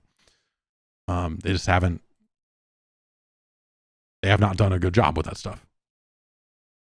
And I don't know that, like, looking at the new Need for Speed, I wonder if they will actually do a better job this time around. It's hard to say. They took some time off, and you would like to think that with some time away from making an annual Need for Speed game or every 2 years or what have you, that they would have the time to really reinvent what it means to be a Need for Speed game. But I'm just not seeing any of that in the stuff they put out about that game.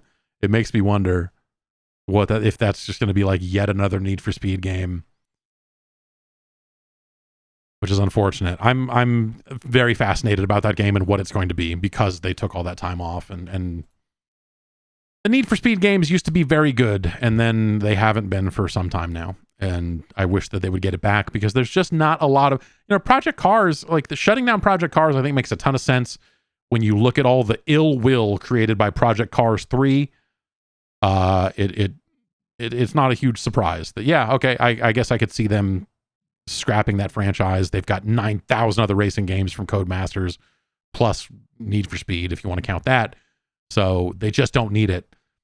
Unless Project Cars was going to skew back hard into a sim-like direction, but that's not the game EA's trying to make. They want to make global communities. They want to make evolve our games beyond pure play, and making a thing that like is like 80% Gran Turismo, I don't think achieves that goal for them. So even if Project Cars was going to really skew back in that direction, that's not going to get it done at the scale that they are shooting for here. So license IP and open world experiences makes sense in terms of like the things you would want to focus on, I guess. Here. We'll see. I mean, like Need for Speed is out in December, right? And what is that? Unbound. I was like, what the hell did they call that game? Oh, November 29th. Okay, so that's soon. That is 1, 2, 3 weeks away. I just want to have fun with a Need for Speed game. Yeah. Sazin's in the chat posting the fucking Snoop Dogg and the Doors remix of Riders on the Storm, where you've got Snoop Dogg in the studio going, they don't believe I'm in here with Jim Morrison. Aha. And then they fucking perform, then it's him rapping over fucking Riders on the Storm. I want a video game that is the embodiment of that track from Need for Speed Underground 2. I don't want Need for Speed Underground 2 because we've been there. We've done that. These games at this point have to be open world. We can't go back to tracks and all that other stuff. I just don't think the mainstream audience will fucking stand for it. But that vibe personified in a video game form, as dumb as possible. I don't know. I don't know what you do with Need for Speed at this point. It's funny, because I think Forza Horizon has carved out such a very specific lane for itself, and it's not entirely unlike Need for Speed. It's just a little bit more serious about the way that it goes about its business because of those Forza roots and all the real cars and all that stuff. And they only get really silly when it comes to the Lego or the Hot Wheels stuff, rather. I don't know, but they rebooted Need for Speed back on the Xbox One and PlayStation 4, and it did not work for them. And so I don't know how you focus a Need for Speed game, because you're probably going to be more arcadey than a Forza Horizon, right? But you still are kind of not, you're still using licensed cars, so you're still kind of keeping one foot in the real and one foot in the strange real, if you will. I wish Namco, I wish there were more Ridge Racer games. At the end of the day, I just, I'd really like a new Ridge Racer, a good rebooted, a good 4K 120 hertz fucking Gabber fucking remixes, and just all the fucking Rare Hero and just all the Ridge Racer is what we need. If you want to heal the people, if you want to heal the culture, if you want to feed the people, Namco,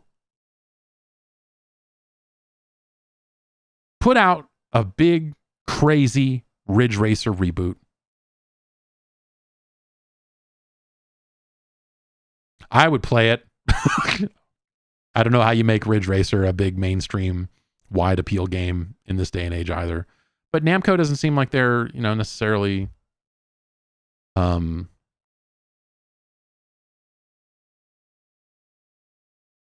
the hook to make the biggest games in the world or whatever. But I don't know. Yeah, it's a shame. But I think that, just the way the market has gone in terms of like the driving games that sell and all that stuff, like if Burnout couldn't make it either, with the way things have gone, and the powers that be have decided that, like, they've done the math, right? And been like, oh, well, licensed cars actually is a big driving factor for what gets people into these games. And so if you don't have licensed cars, then you're going to fail at this. And the benefit of being able to smash the cars up and do weird shit with them doesn't outweigh the lack of interest you get from the licensed cars. And it's hard to tell sometimes if that's just an EA thing, because EA is so about its sports licenses and all that stuff that there's that whole it's in the game thing kind of just permeates everything, even the games that are not necessarily sports focused, to where they're like, no, we need to get the licensed real shit here. We need real cars. Because we saw what happened when 2K put out their unlicensed football game that played better than Madden.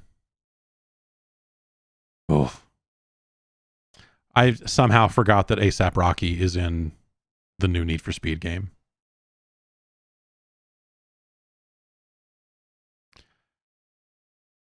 Ugh. Why not?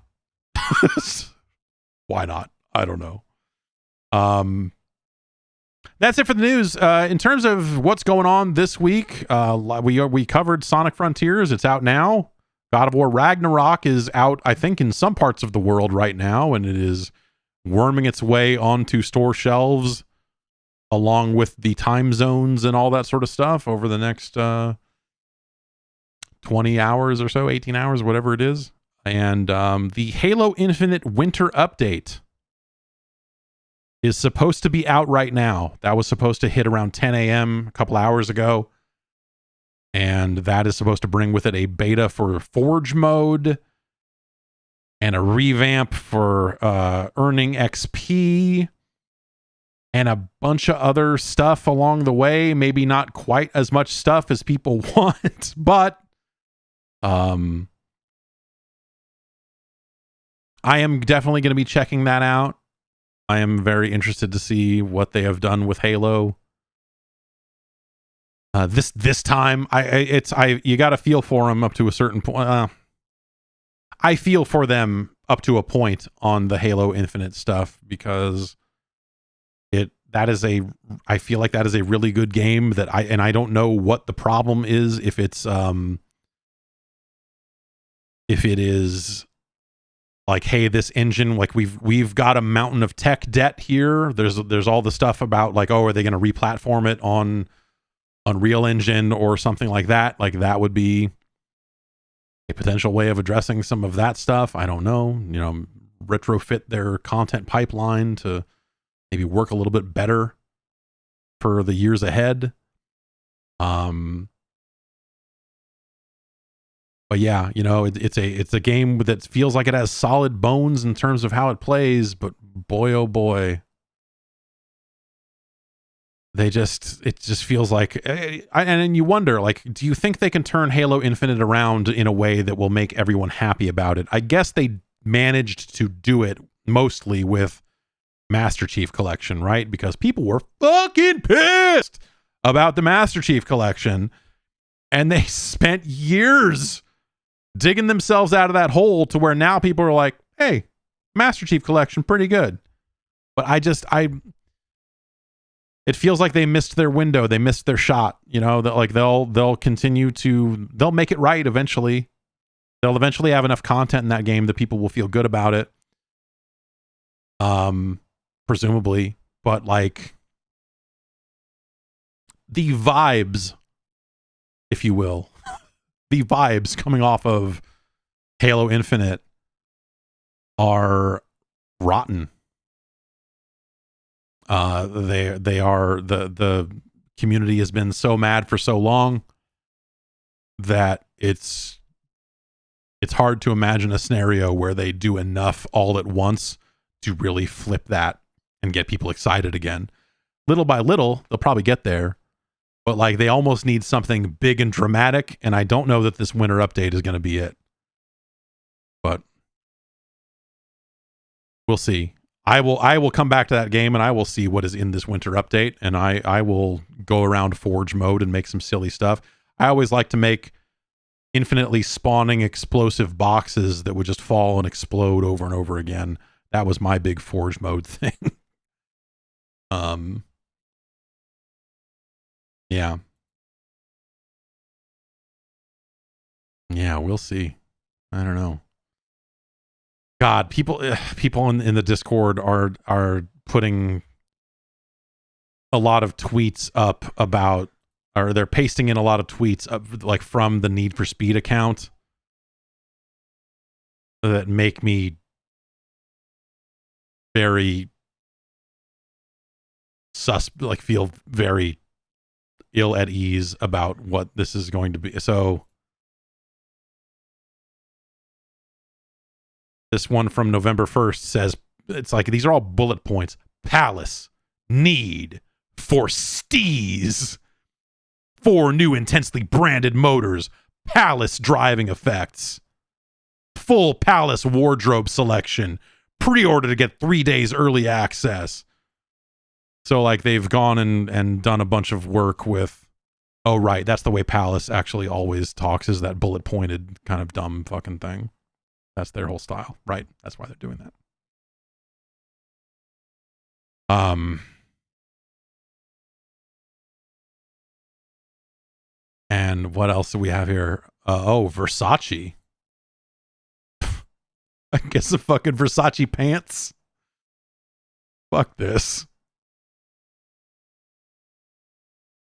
I know there are still some people out there fucking living this way, and, good on them or whatever, but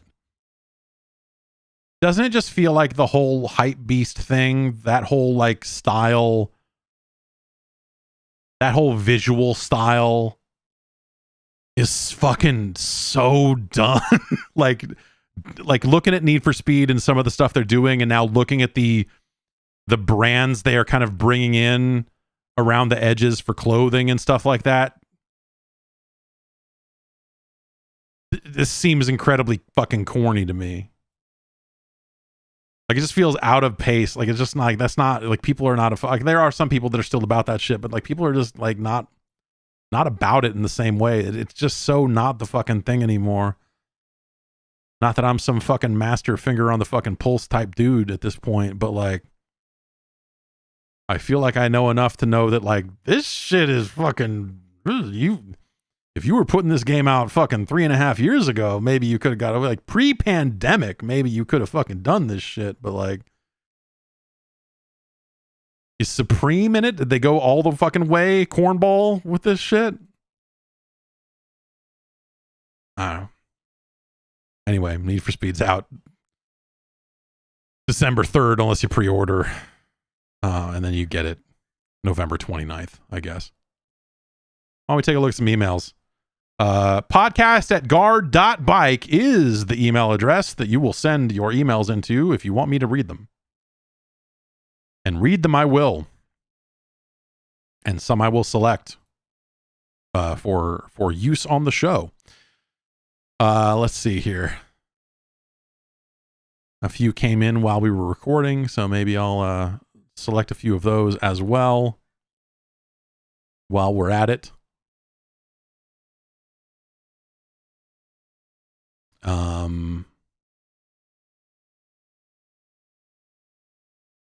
Okay. Now we will scroll back to around November 1st.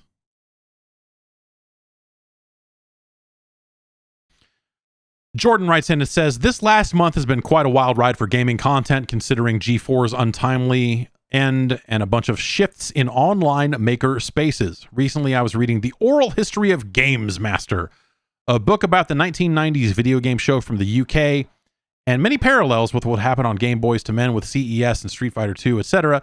And it really caught me off guard that this game show had such an influence on UK gamers as Electric Playground did in Canada and Video Power did in the US. My question is simple. Is there any chance of having the sort of video game-based television show in the modern era, even if it's for a streaming network? Or has it gone the way of Siskel and Ebert, where it's just allocated to YouTube channels and social media celebrities? Yeah, I don't think that there's room on... I think demographically, I don't think the gaming audience, by and large, is watching much actual television on television.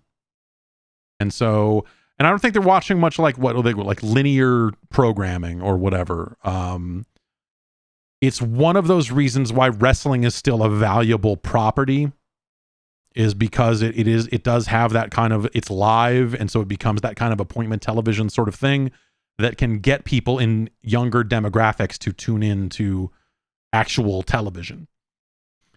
But I think video game information travels so quickly online and so natively online that the idea of, like, I'm going to come back once a week to watch a television show about video games, and it's going to try to be this one size fits all thing in half an hour where they're doing reviews and they're doing previews and we've got some codes for you, whatever, like the different elements of a magazine kind of compressed into a 23-minute package or whatever.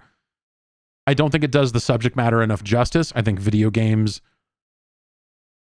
need more space and time if you truly want to talk about them properly. You can do the quick review. You can do that sort of stuff. Like that's obviously very doable. And, you could make your 90-second video that's just like, here's the short version of this. Halo doesn't have enough maps, but it's fucking fun. I don't know. Shit. Sonic Frontiers. You could play it. It doesn't seem great, but also at least it's fucking interesting. We give it a 4 out of 5. Like, you can do it. But, like, yeah, the idea of like a 4 p.m. get around the TV, watch this sort of stuff, or tune into some fucking Pluto channel or something like that. To me, it was the biggest miscalculation about this G4 relaunch. It's just like, demographically, who the fuck wants that? Like who is the, like is that type of content, even a full network devoted to it, You know, are they going to be able to produce enough content to make it matter in a way that does better than fucking Twitter or, you know, or just the internet in general at just getting the information out there quickly? I always felt like the right way to do G4, and this is from back in the day, the reboot was cursed out of the gate. Like, that thing just seemed like a pet project for the son of the CEO of Comcast or something fucking insane like that, you know? But I always would want to, the way I always thought that stuff should have been run, and I'm not telling you that this would do well in the ratings. I don't think it would, but, you know, I don't think it would be very mainstream because I don't think there's a mainstream audience that needs the minutia the way that I do still. And I fucking do this, but I want a level of minutia. And I suspect that most of you do as well.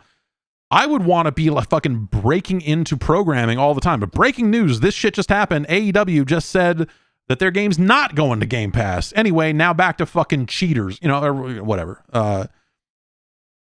I would want to have a live network that is always live in a CNN-like sense.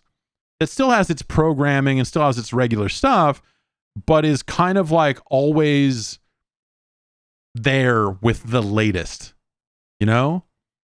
And G4 was never that because it was always individual programs. And so those individual programs could only do so much. And you could have your news briefs and news breaks and do little things here and there and have a news desk and do your live things during breaks. But I don't even know that they really did that much. But, you know, it's just,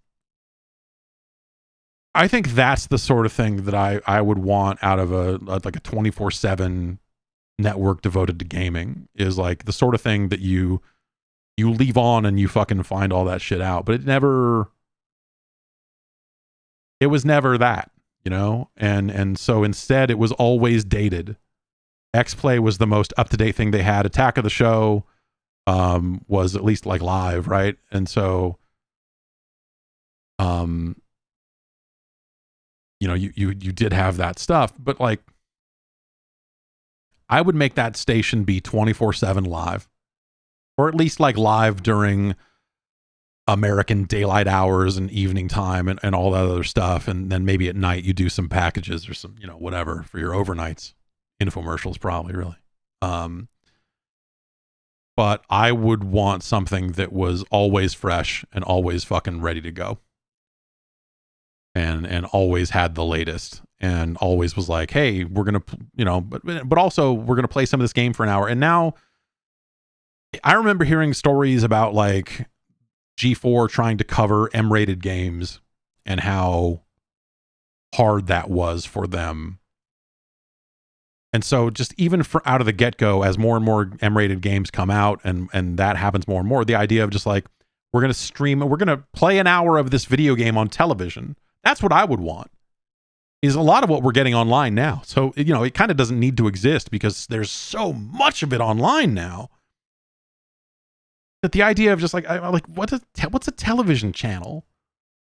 It's antiquated. Like, you don't need it anymore. It's 2022, you know? But I think that's, again, part of why the G4 reboot never made much sense to me is it was that idea of just like, okay, are you bringing it back as a real television channel? Am I going to tune in on the dial? Am I going to go to fucking Tubi and catch it, or, you know, Pluto, whatever the fuck?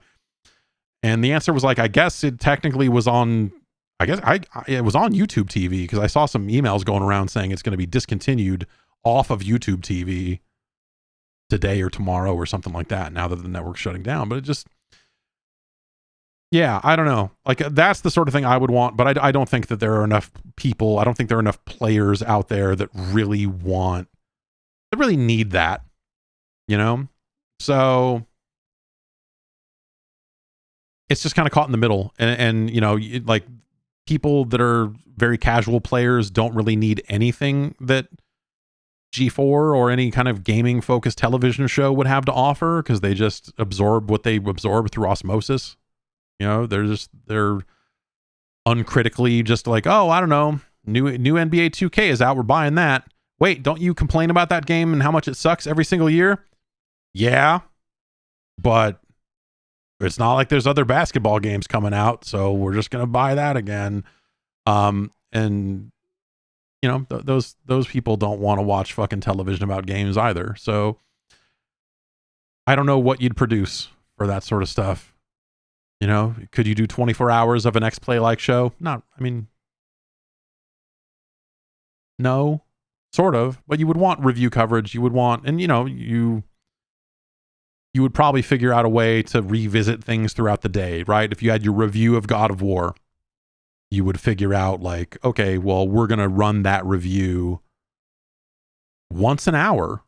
You know, you like treat it like fucking CNN or, you know, or treat it like fucking C-SPAN or whatever and program it that way. Maybe that's probably what I would do. And it would have been shut down even faster than what they did, I think. So, you know, I just, you know, it's, I don't think that is something that an audience really wants. And, you know, stuff like Electric Playground, I think, is in the same boat. Honestly, Video Power, I don't even remember what Video Power is. And Games Master I've heard of, but, you know, I've probably seen clips over the years. But, you know, the internet exists. And when the internet exists, I think the actual situation is, do we need any television? Do we need any kind of like linear broadcast networks? Like, what demographic is that for? It's for old people that used to watch television and still want to watch television, right? I mean, that's who that stuff is for. So when we talk about video games, which is still, you know, a different demographic than that sort of stuff, I think that there's just no room for it. And I, you know, as that demographic continues to age out of existence, which is, it's grim, but hey, that's, you know, it's not like there are new people being born and growing up being like, I love to watch television at the same rate that these people in their 70s do. Like, it's all going to go away. It's all going to become online stuff. It's all, you know, like it's not like there's going to be some sudden resurgence in fucking television and programming a 24-hour block of stuff. There'll still be things that do that, but not in the way there used to be. And that's largely probably a good thing. You'll still have stuff that's live. I mean, you know, I think like I like doing this show live. I don't have to do it live. It'd be easier to occasionally edit it if I didn't do it live, honestly. But I think live is fucking good shit. And so that's why I think wrestling still largely works, you know, is a lot of it, not all of it, but a lot of it is fucking real ass live shit. And it's why Twitch does so well. The reason why live programming works, I think, is that people know in the back of their mind, deep down, almost subconsciously, that they might see some fucking wild shit. You know what I mean? And then that shit goes away because, like, oh, we didn't mean to show this. We've got to edit this out of the rebroadcast. Like, no, I was watching it live. I caught the real shit. Anything can happen. It's fucking live. And I think that's part of why I like just Twitch in general. And it's the same reason why I liked public access television, even though none of that was live. But it was the whole thing of, you're just like, who the hell knows what's going to happen here? And I think that's super exciting. There's like a weird downside to it, right? I mean, there's the aspect of this that is, you know, not entirely unlike the hit film Virtuosity, where Sid 6.7 is very interested in his television ratings and wants to kill more to get the ratings up, and you know, like that, you know, whatever. That story's been told in 9 different sci-fi ways over the years. But having access to the numbers and being able to look over here and being like, well, we've got 800 and this, and then seeing like, oh, I spent time talking about this, and then the numbers went up, and I saw this, oh no, we did this, and the numbers went down. Like, the real-time feedback is something fucking real nefarious at times, I think, if you want to use it that way or whatever. But it's, yeah, I don't know. I like live shit because it's live. And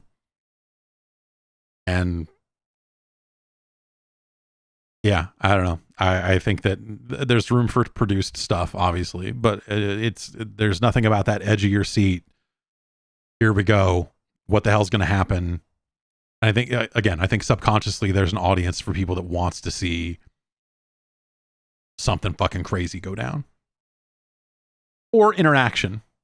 You know, like the ability to interact live with people, I think is also like, you know, it's kind of why I was always fascinated by radio growing up, is like almost all of that is live, or was, I don't know. People calling in with requests and all that other stupid stuff. And, you know, people calling in late night shows, getting advice and just all this other stupid shit. You know, like you listen to it, you're just like, I don't know what's going to happen. Probably nothing, but maybe something. Like that was something that always kind of kept me going. Grant writes in and says, what happens if the Epic Games Store is shut down? Yeah. And it says, do you reckon Epic would say, we'll transfer all the games you paid for to Steam, however, everything you got for free goes away for good?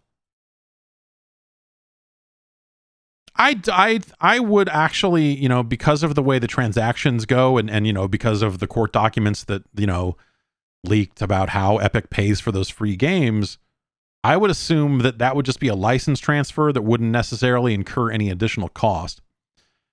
And so I would expect that because that copy, that free copy of fucking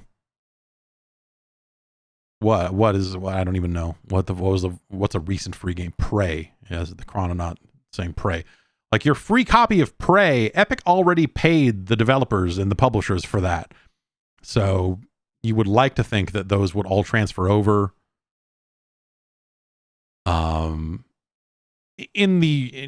You know, but also like I don't think the Epic Game Store will shut down. So yeah, in this scenario, would I expect everything to just transfer over to Steam? Yes, I suppose I would. But I would expect that the entire library would go over, including your free library or whatever. Gafto in the chat says, part of Twitch is just AM radio for millennials. Yeah, sure. Yeah, no, that makes sense. There's definitely like that's an aspect of the way that I, you know, like I'm doing this. You know, doing this alone to me is very much in that same vein as the overnight radio DJ that is there from fucking 11 to 4 a.m. or something, you know, like that lone voice. And I like something about that. Not that I'm working on, I've not heard back, but I'm working on getting us a guest next week. But yeah, talk radio, for as vile as the majority of talk radio is these days, there's just something powerful about that I always really liked. I don't know, both my parents listened to different talk radio. My mom would listen to KGO in San Francisco. It was the ABC affiliated station, and they had a doctor taking calls. They would have all, you know, Dr. Dean Adele taking fucking calls and doing his stuff, and, you know, and all sorts of other like local issues and all the other stuff. It wasn't like the daytime talk radio that was, you know, increasingly hard right, the kind of like Rush Limbaugh and all the fallout from all of that came afterwards. Part of me wanting to, when we initially talked about starting to live stream the podcast, the thing that I always said is I didn't want the video version of the show to compromise the audio version of the show, if that makes sense. And that means, and you know, I definitely fuck this up a lot because it's hard. but it's that idea of like, it's an audio show. You just happen to be watching it get recorded. You know what I mean? And so you're still thinking about things in terms of the audio listener and trying not to just like hold up stuff to the camera and go, check this out, which is, again, really hard not to do sometimes. I mean, I did it earlier in the show with that cartridge dumper, but hopefully I described it well enough along the way. And the thing in my head for that always, and this guy's, you know, he's a dirtbag, whatever. That's beside the point. But like the thing in my head all the time was Don Imus being broadcast on like C-SPAN or whatever it was. It was the most low rent video production in the history of the world. It was a dude wearing a dumb fucking it was MSNBC? Okay. Yeah, MSNBC. Okay. In his dumb fucking cowboy hat, doing his dumb fucking radio show, and it was just him just talking into a microphone. Like, it was like the camera was incidental, you know? Like, he did not play to the camera. I don't even think he looked at the camera. Not that I never watched it at length. You'd just be flipping channels and just see it and just be like, huh, look at this fucking thing. You don't see shit that looks like this on television because everything is way too produced. And so in my head, it was always like, okay, the podcast is the most popular thing in the smorgasbord of things that we produce. We really don't want to fuck it up by introducing the cameras. We want the cameras to be additive, but not in a way that ruins the, you know, one of the most lucrative pieces of content that we produce. And so it was very much like, okay, we want to do this. We want to do this live, and that will change the show a little bit by us doing it live, but also that's fine. We just need to make sure that it doesn't become a video show, that people aren't mugging for the camera too much, that people aren't, you know, trying to add visual aids to their jokes that don't get conveyed to the audio audience. And so it was really about doing that sort of stuff. And then, you know, once we eventually got more producers in that studio, it was just something that I was very careful to never, ever think about hard anyway, you know, at least not while the show was going. You know, it's like, okay, if you happen to have footage of a game that you throw up on the stream while we're talking about it, awesome. That's fucking awesome. That's great. That's additive. That's super sweet. But I don't want to plan conversations around footage because that would be crazy. You know, that would be, that would hurt the conversation quality overall. If suddenly you were like, oh, we've got 3 minutes of footage, so talk about this game for 3 minutes, or, you know, or whatever. Like that would be no good. So that was always my approach when it comes to like a video podcast. Like a video podcast is just a fucking podcast that if you can occasionally look at, right? I mean, and it lets you it makes it easier for you to put it on YouTube, because I think that was the other thing. It was a distribution thing of just like, okay, well, let's have one more way to distribute the show. That's how I always looked at the video version of a podcast, is it let you put it on YouTube in a way that didn't look totally crazy, right? I mean, you could just have a static image of a show logo or something like that up on the screen for 3 hours, and technically it's a video. Because most people just hit play. Like, I would be curious what the stats are on people who engage with the video version of this program,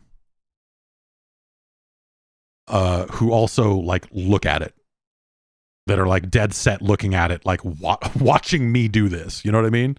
As opposed to just like hitting play and occasionally glancing over and go like, yeah, that guy's still in that room. You know? Like, people just put it on in the background. They put it on in another tab, and you know, maybe they're in chat. Some of you are in chat, or you're on the Discord. If you want to get on the Discord, hey, you go to patreon.com/Jeff Gerstmann. You can sign up. Join the Goo Crew today. We don't call it that. We definitely don't call it that. Sign on up. Get some bonus content. That new episode of Game Boys to Men should be hitting this week. All that other stuff. And yeah, so it's it's really just another, it's like, here's another way to distribute this show onto more platforms. Really. It's like by doing video, it gets on Twitch, it gets on YouTube, etc.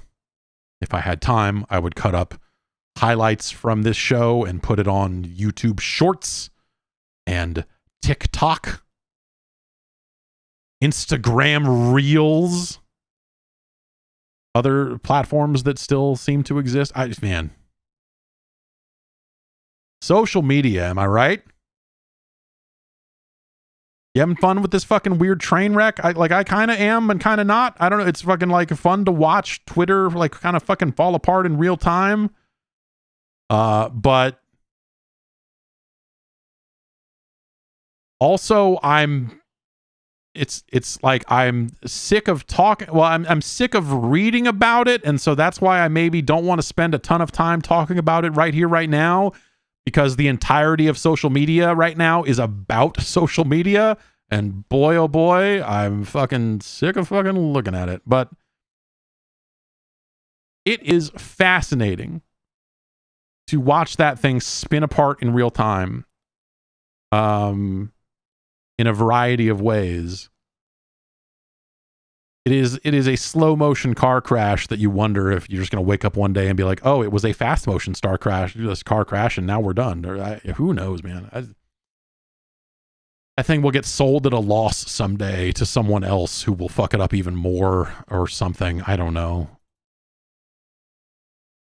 It's an uncomfortable situation. Anyway,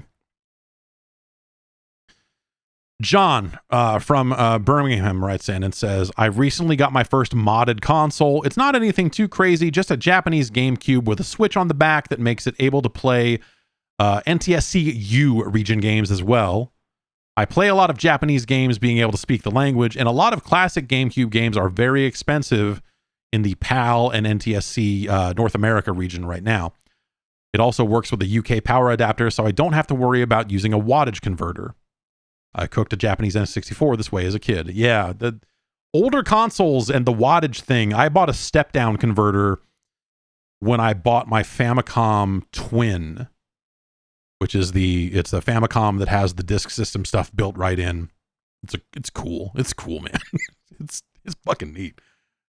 It's definitely one of those consoles where I was like, yes, this looks rad. I need to buy one of these. This is awesome. But it's old enough that like the voltage stuff, like, you less dramatic than the UK change, of course. But anyway. Let's see here. I did have a freeloader disc, which I thought would work for everything, but games like Paper Mario and Chibi Robo did not. Everything from this era can be emulated to a quality far higher than that of the original hardware now. I remember playing Xenoblade on Dolphin upscaled to 4K at 60 frames per second, but despite this, for some reason, it still feels nicer and more compelling to play stuff on the original hardware. What is your experience with modded consoles, and do you prefer them to emulation or not? In a scenario where space and convenience is not a factor, for the sake of pure experience alone. Yeah, I don't feel like I don't love original hardware. I don't need original hardware. If I could have original hardware for everything and have it all hooked up and all that stuff, I probably would. I would definitely go the flash cart route with that stuff, or the ODE route, depending on platform. But I feel like the Mister has really dealt with a lot of my thoughts around that, the era of hardware that it supports. Like the idea of like, I need to have an NES. Like, no, I super fucking don't. I absolutely don't. I still have, I think, 4 or 5 of them in the garage. But I don't need that hardware.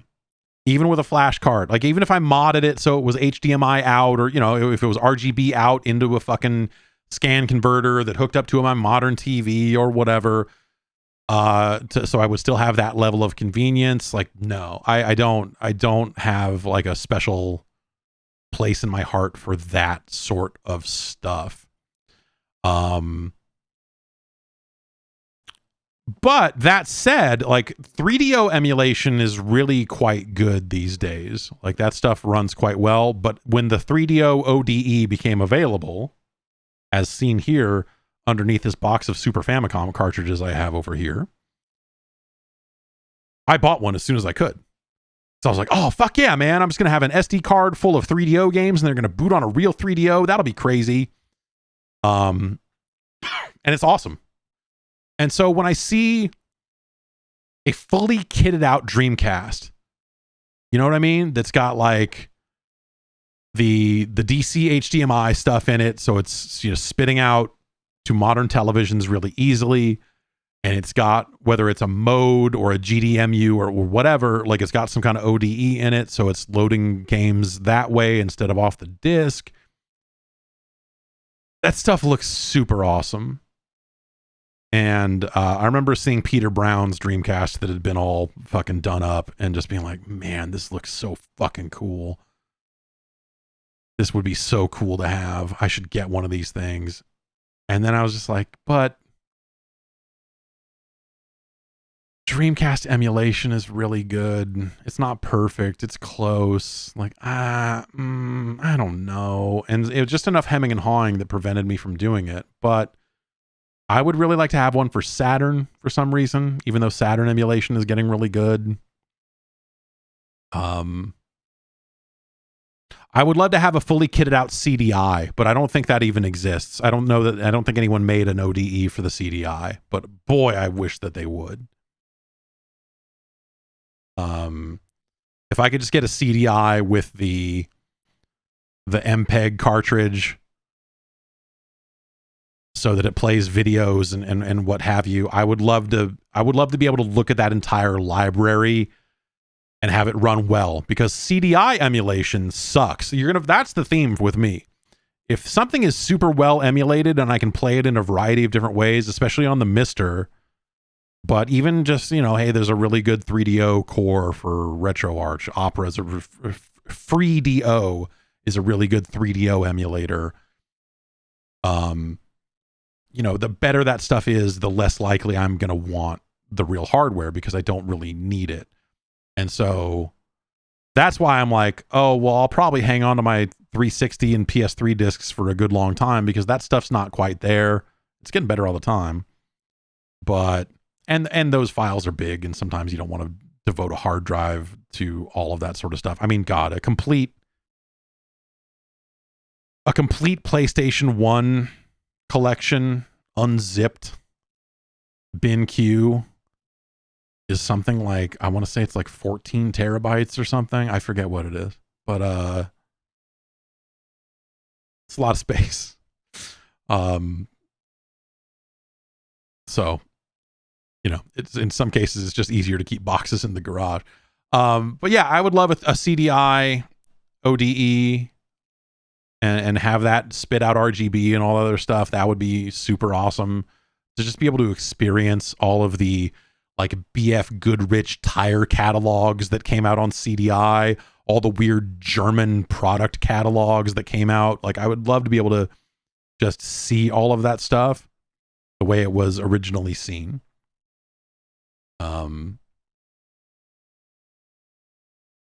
And we talk about this on the latest episode of Game Boys to Men, which should be available later this week. The Pioneer Laser Active is, to me, it is the one that got away. I should have got my hands on one back when they were newish, but I didn't. And now they're ridiculously expensive. And the discs are found myself looking at this shit the other night. I was like, well, what are laser active prices looking like these days? Like, oh, this one game is $700. Fuck. And you can't really emulate that stuff because Laserdisc emulation is really not there. Daphne and stuff like that exists for emulating Dragon's Lair and a certain era of Laserdisc game, but they do it in a really a janky, kind of an inaccurate way, where like you're looking at like MPEG captures of the video off the disc, and then someone has compiled like where the scenes start and stop, and so the emulator knows to look for that and trigger the video appropriately. So it's not quite it's not quite accurate. There is something called the Domesday Project, and they are apparently they have apparently built a device that is better at dumping the data and the video data, all the data off of a laser disc, but it's not, I haven't seen it be used in these specific ways to, you know, let me play Pyramid Patrol or whatever the fuck. And so, yeah, I would like to own a laser active. Yeah, the RDI Halcyon. Yeah, sure. I mean, in the same vein of just like weird laser disc stuff. None of those games are good. Like, but it would just be like, I just think of it in terms of what are the things I don't have access to in any way, shape, or form right now.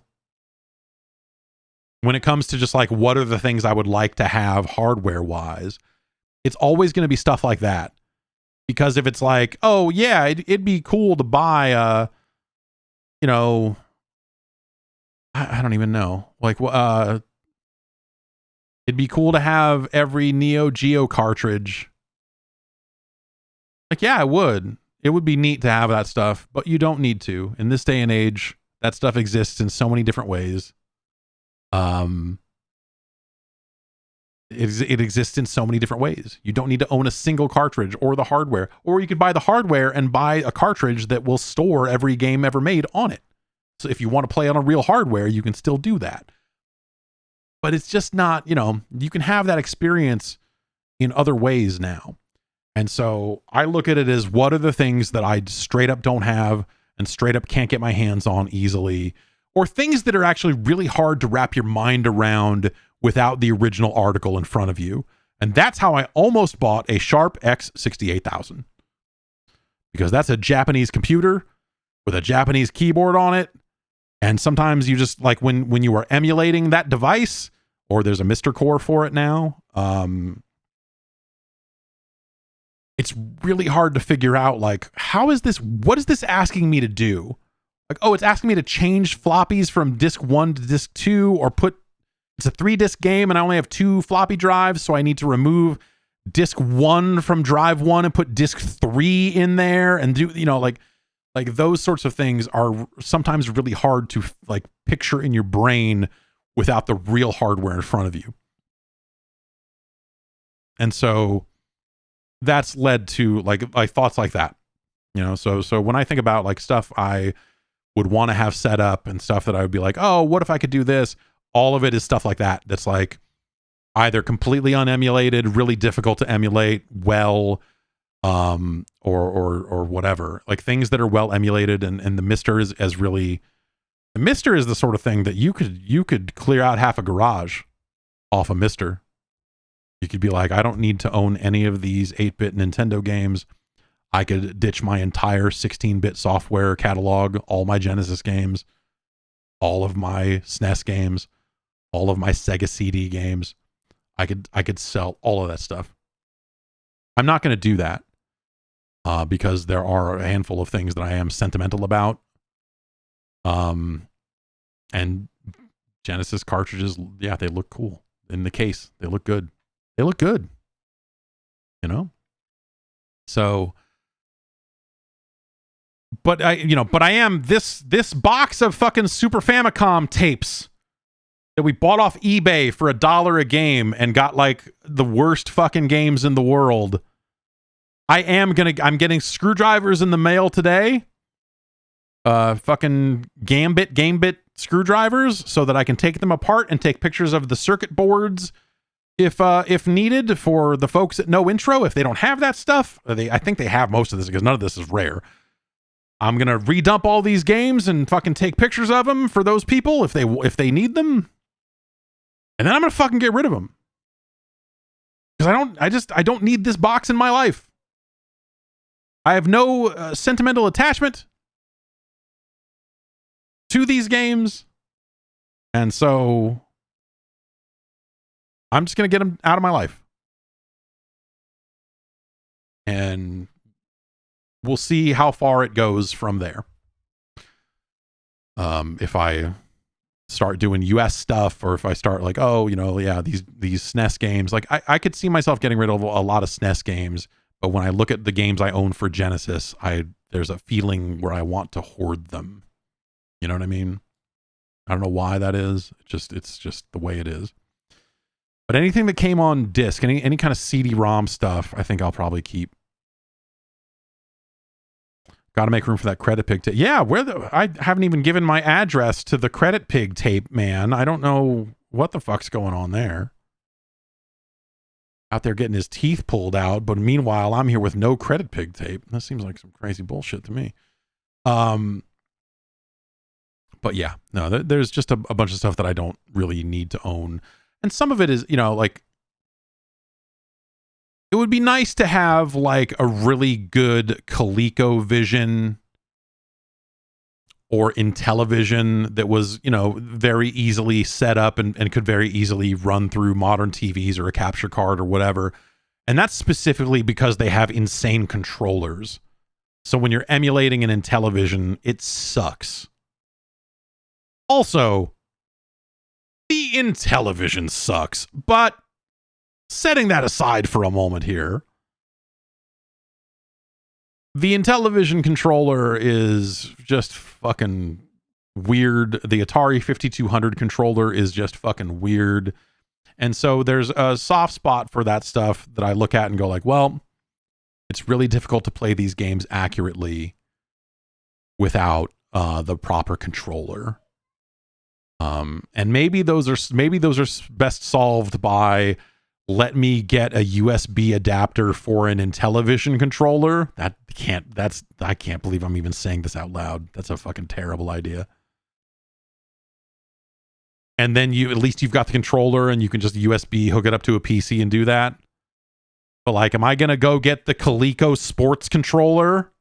Am I going to go get a sports controller? This is the hand motion for sports controller that I'm making right now.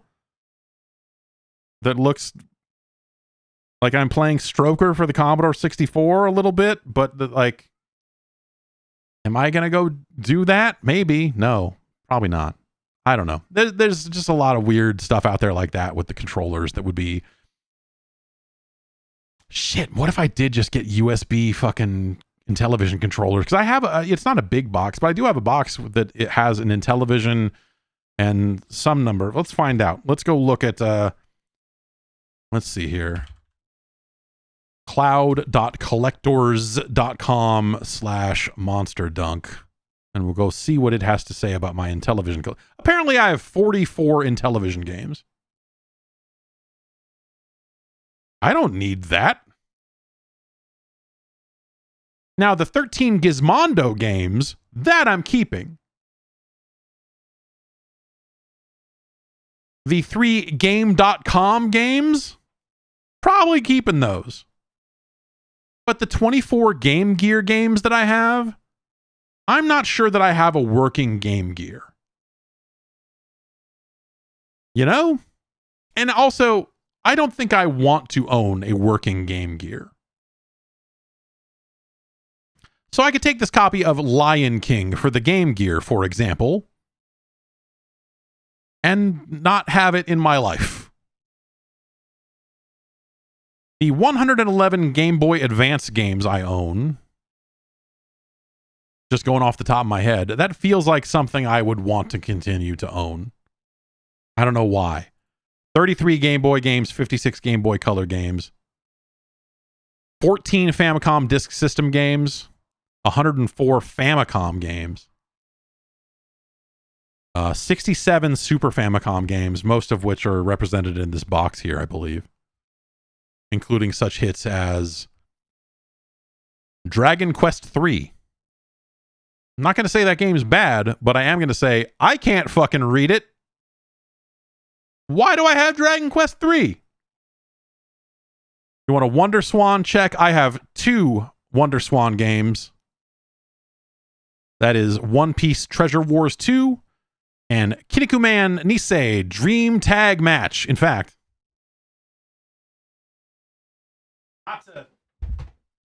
not to introduce visual aids to the show, but I literally have those 2 Wonder Swan games right here. I was holding them yesterday.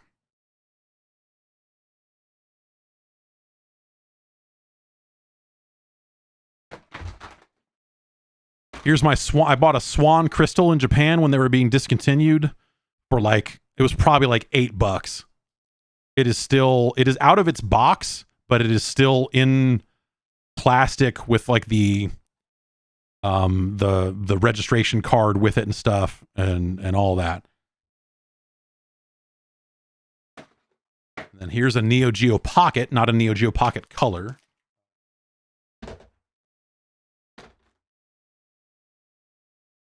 Wonder Swan games look crazy. And they come in these cool slip cases. Here's one piece. And here is Kinniku Man.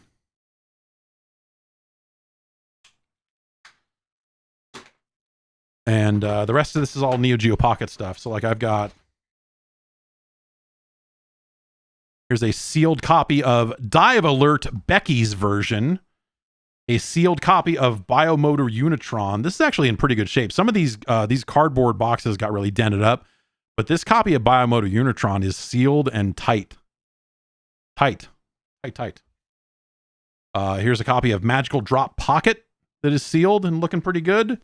And then a copy of Dive Alert Matt's version that is a little crushed. And then here's a copy of Puzzle Link 2 that is sealed and also a little crushed. So like I said at the top of the show, I might just open some of these so that we can get clean dumps of them if we do not already have clean dumps of these carts floating around the internet. Maybe I can provide. I don't know. And then here I got this beta copy of Puyo Pop. I have a beta copy of Biomotor Unitron around here somewhere too. But I don't know where that is. I think it's in the other box with the rest of my carts, but I don't know where that is. Anyway, yeah, it's I have one PlayStation 5 game. It's Hades. That's the only physical PS5 game I own.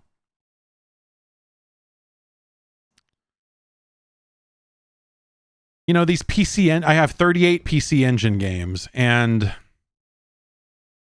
you know, we'll talk about the PC Engine and the TurboGrafx on the upcoming episode of Game Boys to Men. It's hours of discussion about well, mostly about the TurboGrafx and a little bit about you know, the Judgment Night soundtrack and Terry B's album Power of a Woman and all sorts of stuff like that. You know, the important shit. I have a flash cart for the TurboGrafx, so I don't know that I really need to own any of these if we're really being serious about it. 44 NES games, 42 Neo Geo Pocket Color games. Okay, yeah, there's way more than what I have here.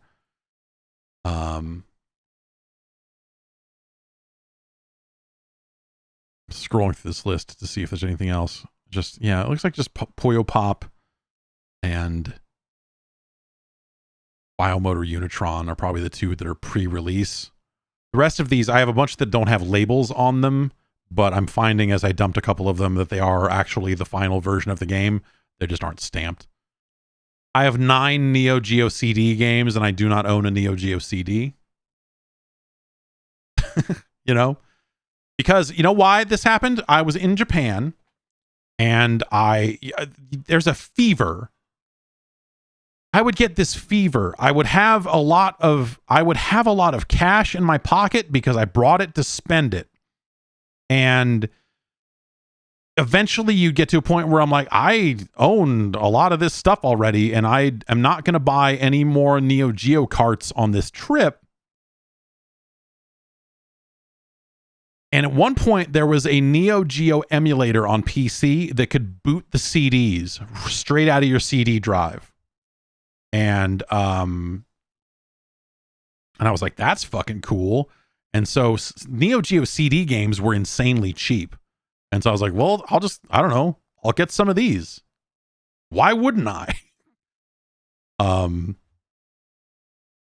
And it appears they are almost all fighting games. I have Fatal Fury 3, Fighter's History Dynamite, KOF 94 and 95, Real Bout Fatal Fury, Samurai Showdown 2, Samurai Showdown 3, Viewpoint, and World Heroes Perfect. Yeah. Yeah, I don't know. I have 8 Odyssey 2 games. I have an Odyssey 2. I don't know if it works. I don't know that I need that. 103 Atari 2600 games. I'd probably keep those because that's just fun. I don't know. I have a soft spot for the 2600. I am really looking forward to, I think this is out Friday, the Atari 50 collection that Digital Eclipse is doing. Is out on Friday, so I may just stream a bunch of that on Friday, assuming that is all coming out and all that other stuff, because I really want to see that collection. It seems like a very interesting list of games, and so I really want to check that out. I have 11 Jaguar games, 13 Atari 7800 games, but I don't think I own a working 7800. You know, it's just a lot of stuff like that that's just like, hey, there are a lot of ways to play those games that don't involve having a working Atari 7800. And so do I need this stuff in my garage? The answer is almost certainly no. Do I need to own a physical copy of Donkey Kong Country for the SNES, a game I don't actually like and have zero nostalgia for? No, I don't. I have a copy of Chrono Trigger. It's a great game. I don't need that.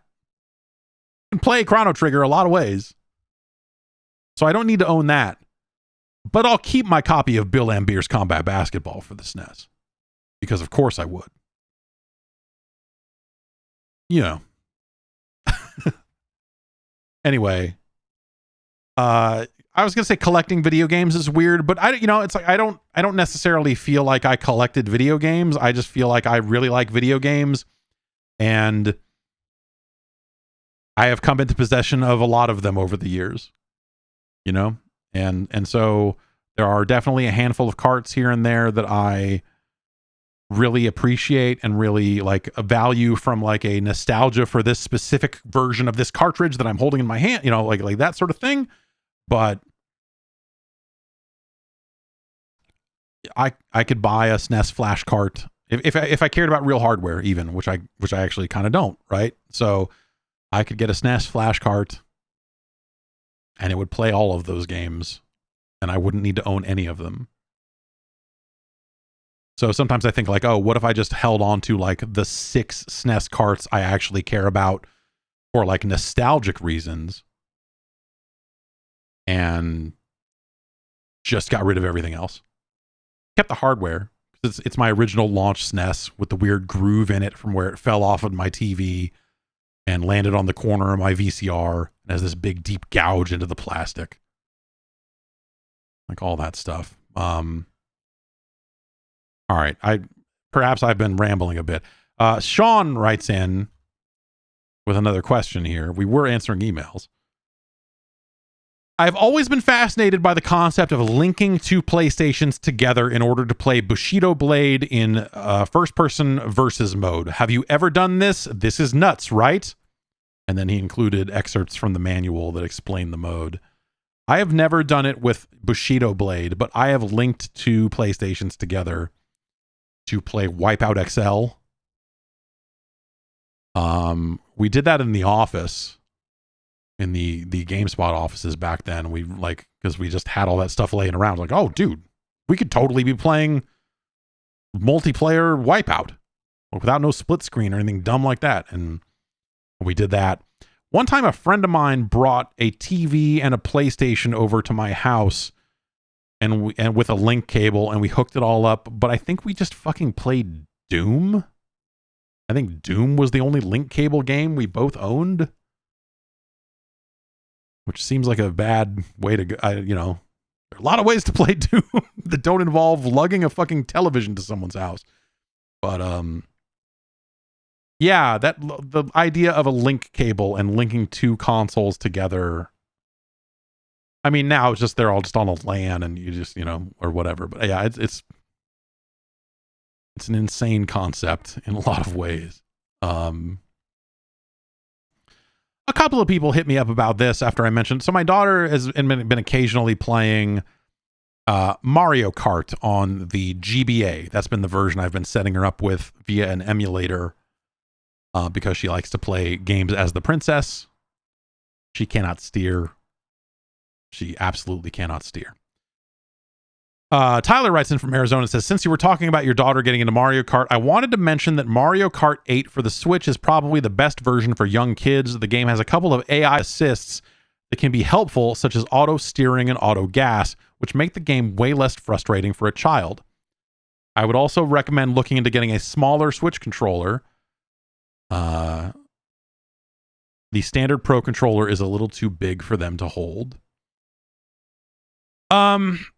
Yes. So I think when my daughter gets a little bit older and kind of stops just randomly hitting buttons, that is probably an option. Right now, the really nice thing I've been able to lean on is RetroArch, the emulator front end, really, not an emulator of its own, has a button on it that is like a game focus mode. And when you enable that, you can't bring up the menu. You can't accidentally quit the game or delete the game or do anything like that. It locks it into the game. You can't get out. When I hand her a Switch, she will, within 30 seconds, start hitting the home button. She will start slamming the screenshot button, all that sort of stuff. She will find herself out of the game and going like, what the hell happened? And this happened yesterday. She's a fan of Animal Crossing on the 3DS, the last good Animal Crossing. And usually I play and she kind of directs me what to do and all that sort of stuff. And that works out mostly good. But I let her, she wanted to walk around herself. So I'm like, okay, yeah, here you go. You can use this and walk up here and you can go up here and, oh yeah, you can sell your fruit, but like come over here when you're going to sell your fruit because you have no idea what you're doing. You're 3. And she kept hitting the home button and she kept launching other software. And so basically yesterday we lost our Animal Crossing save 4 different times in terms of like the progress made that day. We went to the island and I loaded up on beetles and fish and stuff. And then I got back and we sold it. And then I let her walk around and then she quit the game, which in Animal Crossing on the 3DS, all it just says is like, yeah, hey, you didn't save before you quit last time, so some stuff might be gone. And what that means is everything you just did is now undone. So she needs a little bit more time to kind of get used to which buttons not to hit just as much as which buttons to hit and stuff like that. So after a little more, also sometimes she is a naughty girl and does not deserve to play more video games. Sometimes she has been known to throw a tantrum when not allowed to play more video games, which I'll tell you, I've done that, but like not, but that's not okay. So yeah, I don't know. She's still been playing Crankin's Time Travel Adventure on the Playdate and a little bit of Animal Crossing, but I'm trying to get her weaned off of the Mario Kart and Super Princess Peach for now because she's not having fun with it. She's just like, now load up the next track. She just wants me to load up tracks and then she bumps into a wall for 10 seconds and then wants me to load up a different track and does the same thing again. So it's like, not the best experience for her, but whatever. She's having a great time. She doesn't know. She's loving it. So whatever. And that's been interesting. Like my son saw me playing Sonic Frontiers and then she came in not long after and watched me play a little bit of Sonic Frontiers. And I feel like I'm doing my children a disservice by exposing them to Sonic Frontiers. She has not put 2 and 2 together and realized that the blue thing from the video game is also the blue thing that's on these bed sheets over here in my office. So at least she hasn't I've never uttered the name Sonic. I refuse to tell her the name of the character. She asks, "Who is this?" And I'm like, I don't know. I don't know. I don't want to do that to her. She's too young. She has so much. She's so full of exuberance and life. I don't want to send it all crashing down by, really exposing her to the Sonic the Hedgehog franchise. She's too young. Maybe when she's 18, when she's 16, I'll let her get her ears pierced, and then at 18, she can know who Sonic the Hedgehog is. Them's the rules. And that's going to do it for this episode of The Jeff Gerstmann Show.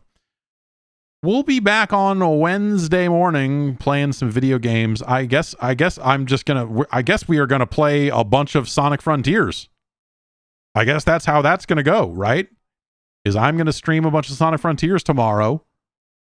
And then on Friday, I would like to stream a bunch of Atari 50, and we'll see if that schedule holds up. Hopefully it will. And we'll take a look at all that stuff. So come on back tomorrow. We'll play some Sonic, and then we'll play some Bounty Bob Strikes Back on Friday.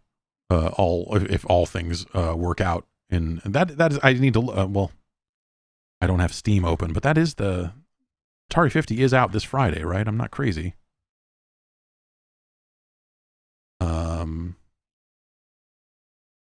Yeah, November 11th is what it says. Approximately 2 days. So yeah. So it should be out by then. And we'll play some Caverns of Mars. Oh man, we could, I could fire some Caverns of Mars right now, honestly. But we'll check it out all official like when that thing comes out, because that's I'm excited about all the interview. Oh, yeah, anyway, we'll check back on that stuff then. Everybody have a great rest of your week. We'll be back on Tuesday, of course, with the next installment of this frickin' podcast. It's the Jeff Gerstmann Show. Find it where you get podcasts. Find it on Patreon. You want an ad-free version of the show? You can get it. Oh, you can get it. Head on over to enjoyyourgaming.com. That's a little shortcut over to the Patreon. You can sign up, get access to bonus content, early access to the Jeff Gerstmann Hall of Fame, as well as episodes of Game Boys to Men, the hottest podcast about the early 90s you've ever heard. It is blowing up. There are no charts. It's a Patreon exclusive. It's not out there. It's for you, baby. Get out there and check that out. And read all the tiers and check all that stuff out. And new episode of Game Boys to Men hitting this week. I just got to cut it together.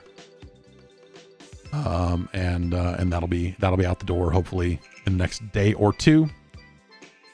And all that sort of stuff. I'll see you soon. Everybody have a good rest of your week if you're not with me tomorrow or Friday. And then I'll see you on Tuesday for the podcast.